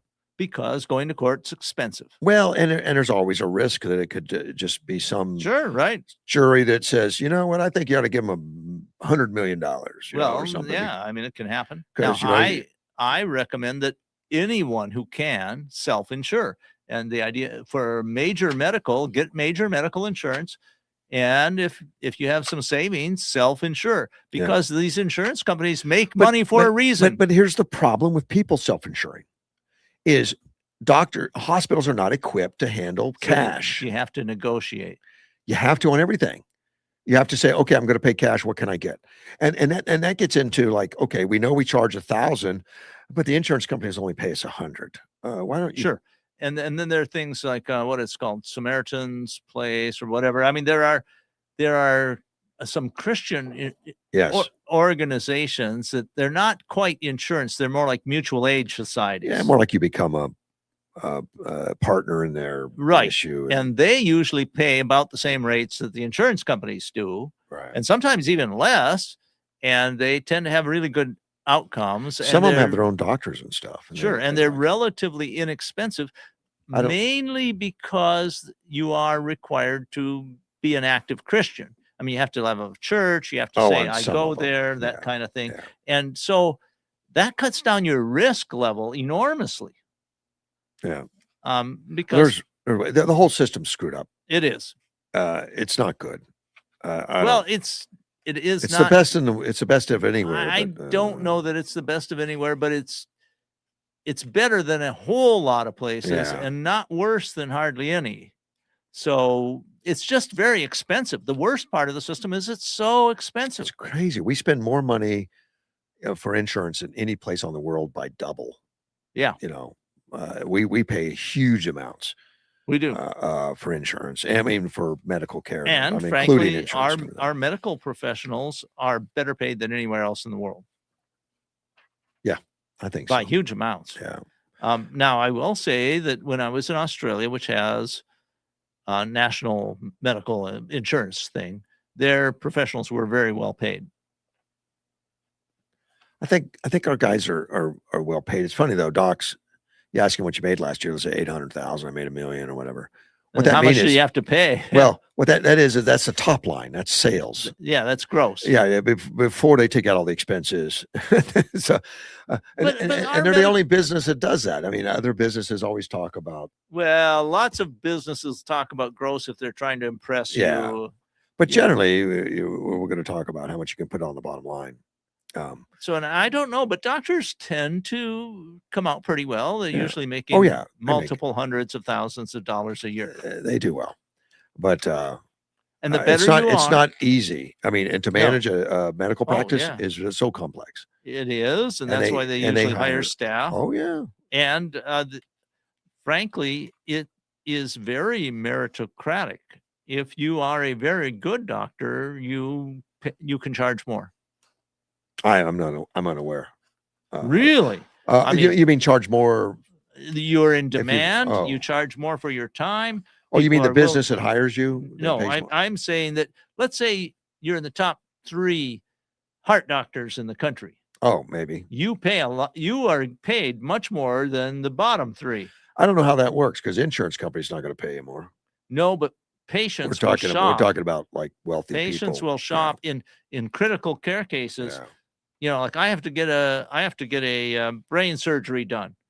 Well, who's the best? Who's good around here? And you pay more for those that have better reputations and better outcomes. I don't know how that works through a hospital situation. I don't think you can do that. I think it's first off. I'm unaware. So okay, I would just say that is very clear to me that the best doctors get paid more. Maybe. I don't know. I think it's. I don't think I've never take a look researched that. online, see if you can find out. I think you'll agree with me. You can't get price online. No, but you can research top doctors. Yeah. Well, maybe. I don't know how that would work. Flight attendants are begging travelers to stop doing one thing that annoys them the most. Do you know what that is? Bringing peanut butter jelly sandwiches in their carry-ons? Close. No, touching them. Oh. Yeah. Well, I mean, there's a certain amount of human touch that is acceptable. Like the flight attendant is going by you and you want to get their attention, you touch their arm or something. Apparently, that is the most annoying thing you can do. You Interesting. cannot touch them. Apparently, they get poked, prodded all the time. I would think, and especially. And I'm not talking like a sexual thing or something, but just somebody trying to get their attention. Wow. They go walking by and it's like grabbing them and stuff. Yeah, and yeah. saying, hey, well, I can understand that. They don't like it. I mean, they're very tight, close quarters. Airplanes are extremely restricted on their internal volume. But to reach out and grab a flight attendant, apparently is one of the worst things you can do. Well, I'm glad I learned that. I don't recall that I've ever tried to get their attention by touching them, but I mean, I have to remember not to do that now. Joshua Boyd, a co-host of this thing, said, "We get poked and touched as flight attendants. One of the most persistent issues crew members encounter. It happens so often that if I got paid $1 for it, it would be a millionaire." I can believe that. They're very close to a whole lot of people. Yeah. Well, very tight confines. But you don't reach out and grab them. I never have. I've never reached out and touched. I'm trying to think if I ever touched one. I mean, I don't recall doing it. I've pressed the call button. Yeah, I maybe did that once. I almost never do that. I'd do that before I'd reach out and grab one. Yeah, because it's usually the way you want. You have some issue. That's what they want. They're saying use the call button. Yeah. Make eye contact. Politely wave that you need assistance. You can say things too. Well, it's loud on a plane sometimes. It is. It can be difficult. But the Diane Gottsman, a national etiquette expert, says that touching a flight attendant violates both personal and professional boundaries, just as you would not touch the passenger sitting next to you. Do not reach out and touch a flight attendant to get their attention. They apparently don't like it. Okay, well, that's good to know. Yeah. I mean, I can see they're in a very vulnerable position in a lot of ways. Apparently, some of them have worn signs on them that say, "Don't touch me." Yeah, I guess it's sort of like a kick me touch sign. Us, but when it went out on social media, a lot of people, said, they said, "Well, how else are we going to get someone's attention? I just touch them on the shoulder or something." They're still saying, "Well, it's okay with me, but it's not okay with the flight attendant. You should pay attention." I mean, they could have a sign as you enter the aircraft, kind of like the "Don't feed the bears." Yeah, sign. don't touch the flight attendant. Don't touch the flight attendant. Yeah, you leave them alone. Hit the call button. Yeah. Or talk to them. And of course, they're busy people. I mean, you've got, often have a couple hundred people or more on a flight. Oh, yeah. And they're up and down the aisle constantly, and they're focused on doing their job. They have a lot of things they have to do. Yeah, and then some people start tapping them on the shoulder. And people argued on the social media saying, well, a light tap on the shoulder is often viewed as a socially acceptable way to get someone's attention. Well, I would agree, but apparently not in this context. I don't think I do that to anybody. I don't know if I think I have. I know that I have that occasionally when I I felt it was important to get somebody's attention. If it was my daughter or something. And they couldn't get it, in a normal manner, and you didn't want to shout at them, a light touch on a shoulder or an arm. Yeah. It's pushing a boundary, apparently. Don't want to do it. Well, these are not set in stone. They're changing all the time too, what the social mores are. But these flight attendants are going to see hundreds and hundreds of people. Exactly. And they don't want hundreds of people grabbing them and touching them. I mean, I understand that. And of course, there's a little bit of risk that goes with that because you can transmit germs that way. Oh. Well, I think we're in close proximity. We're all getting the germs. Well, there's airborne and there's stuff from contact. I mean, there's different mechanisms. Yeah. There's an LA business leader that is supporting Spencer Pratt. Yeah, there's more than one. Yeah, this article is about John Putman. He's the president of Putman Brands and Putman Accessory. Yeah, I don't really know. I saw something like that. But it's dangerous. For him? Well, in LA, if you're supporting a Republican. But is most of his business in LA? Probably not. Probably not. But he has to live there. I don't know. But he says, I think a lot of people are concerned about what's happening. This is John. They really don't know how to fix this. And I think the crime, the homelessness, the addiction, all the above behaviors are what's happened in our city as politicians that are causing this. I think a lot of people are seeing that. And I think Spencer actually bringing the light in a real way. He's pretty basic with his delivery on his issues, and I think that's resonated a lot. Even if you don't want to vote for him, you're listening. Though I think that's resonating with a lot of people. He was a former candidate for Santa Monica City Council in 2024. I take it he never made it. But he said, even though this town of Santa Monica doesn't vote for LA mayor, the winner's platform will have a trickle-down effect all across the country. California's got a big issue. But the city, especially where we live, Santa Monica, is a byproduct of what's happening in Los Angeles and across the world. In Santa Monica alone, we're a people-driven economy. 80% of our revenue comes from outside this city. We need revenue being generated from people that are coming here to visit. He's had his company for 40 years. It's based near downtown Los Angeles. Oh. And it's clear when you drive around the city that business climate is being significantly handcuffed by crime, homelessness, high taxes, and other factors. It costs so much to operate a business here. Out of 250 cities that were surveyed a few years ago, Santa Monica came in number one as being the most expensive place to do business. And that's because of the regulation, all the other aspects. But on top of that, you can't create an inviting environment and a safe environment for a clean environment. There's no hope. I mean, the bottom line, there is zero hope in that arrangement. So we have to do something quickly, and the pain is there. We just, as voters, hopefully will determine that we have to do something to change. He said there's all sorts of stats. It's worse. Everyone's trying to sugarcoat it different ways, but the stats are out there. They're saying crime is down. I think violent crime is down across the country, but it's all pretty stuff is happening. It's come to all neighborhoods. I mean, it's down in south side of Los Angeles, east. It's everywhere. Here in Santa Monica, we're definitely being victims of this behavior of crime and the drug addiction that's running rampant in our city that's causing this kind of criminal activity.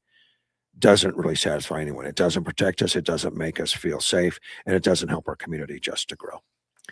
So he's just going off on the whole thing. And this Spencer Pratt has raised more money than Bass, which is impressive. It's very impressive. And he runs, or his friends, I would say, not ones that he pays or necessarily approves, are making these incredible ads for him. Right. And they're AI generally. I watch them for entertainment. Iconic cultural viewpoints that they're using. Oh, yeah. And they are wonderfully done. Right. They're just impressive ads. They're very entertaining.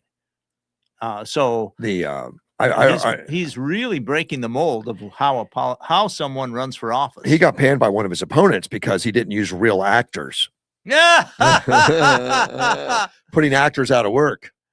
I don't think the people who look at his ads care much about that. I didn't even realize they weren't real actors. Some of them look very realistic. But I didn't look extremely realistic. I looked at the latest one that is just an incredibly effective ad, and it's got a mother and father going into their teenage son, and son, we have to talk to you. We've seen what you're looking at online. Spencer Pratt. Oh yeah.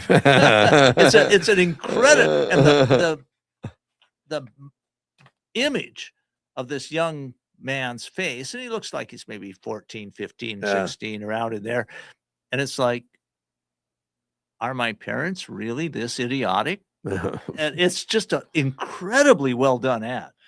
Oh, and it was probably put together for peanuts. I've seen tons of them. Some that are cartoonish, some that are made out of Lego men. I haven't seen those yet. Some where he dresses up as Batman. Yeah. And, and obviously it's not actors. I mean, no, it's not.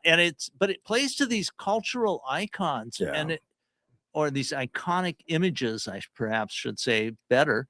And to me, of course, I tend to agree with his philosophy. So they're extremely effective, but I would think they'd be effective on a whole lot of people just because they're funny and they make fun of figures who are now in power. But they bring real information. Yes, that too. And I just think they've been brilliant. I know he's responsible for some of them. I don't know which ones are his and which ones are someone else's. I have no idea.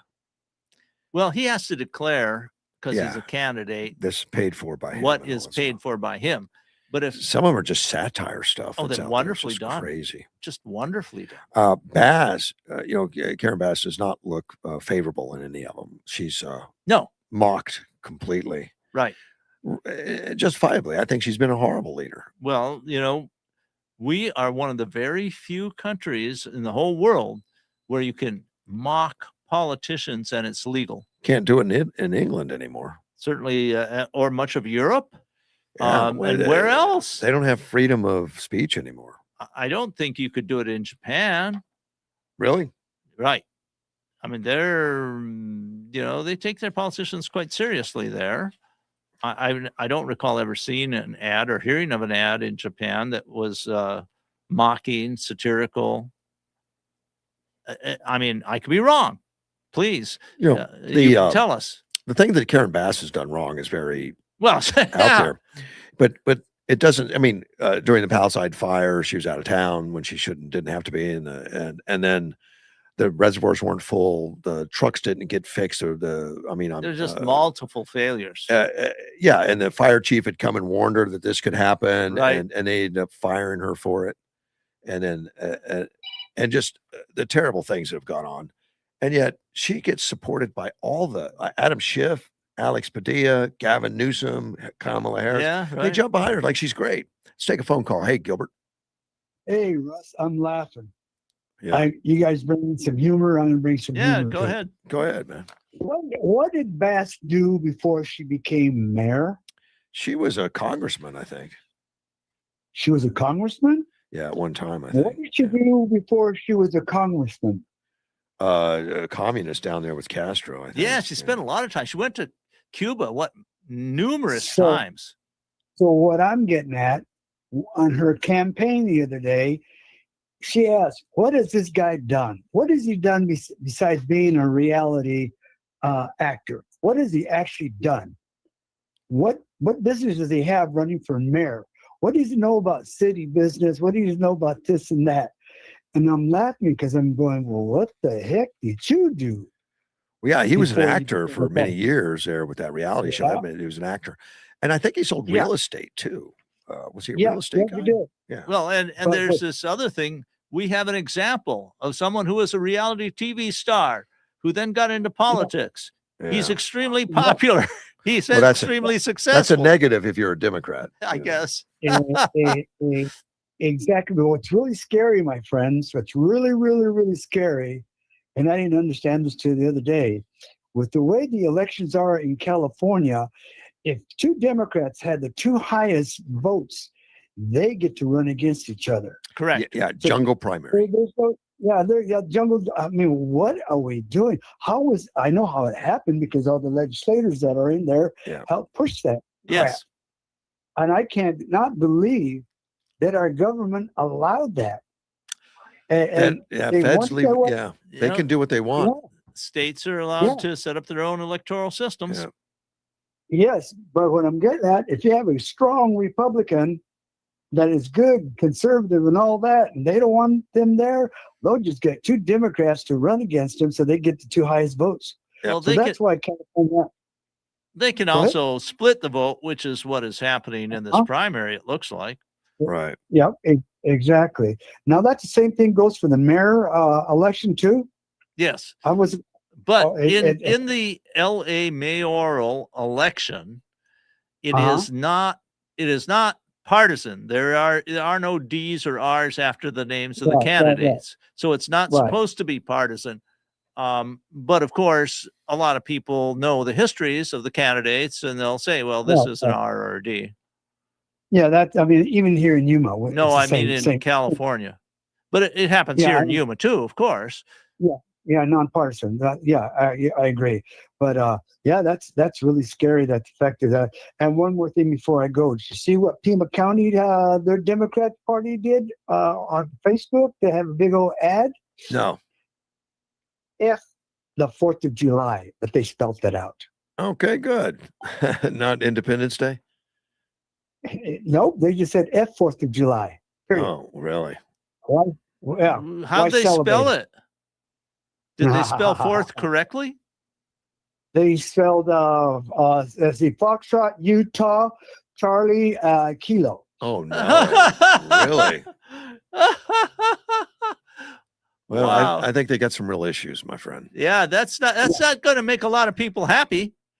All right. No, exactly. But the fact that they are doing it here in the state of Arizona, I think Tucson. I think they're shooting themselves in the foot. I hope so. Yeah. And I hope Grijalva's in front of one of those posters. Yeah. Take a screenshot of that so it doesn't disappear down the memory hole. Roger. Anyway, that's I appreciate the call, my friend. Take care, buddy. Bye-bye. Bye.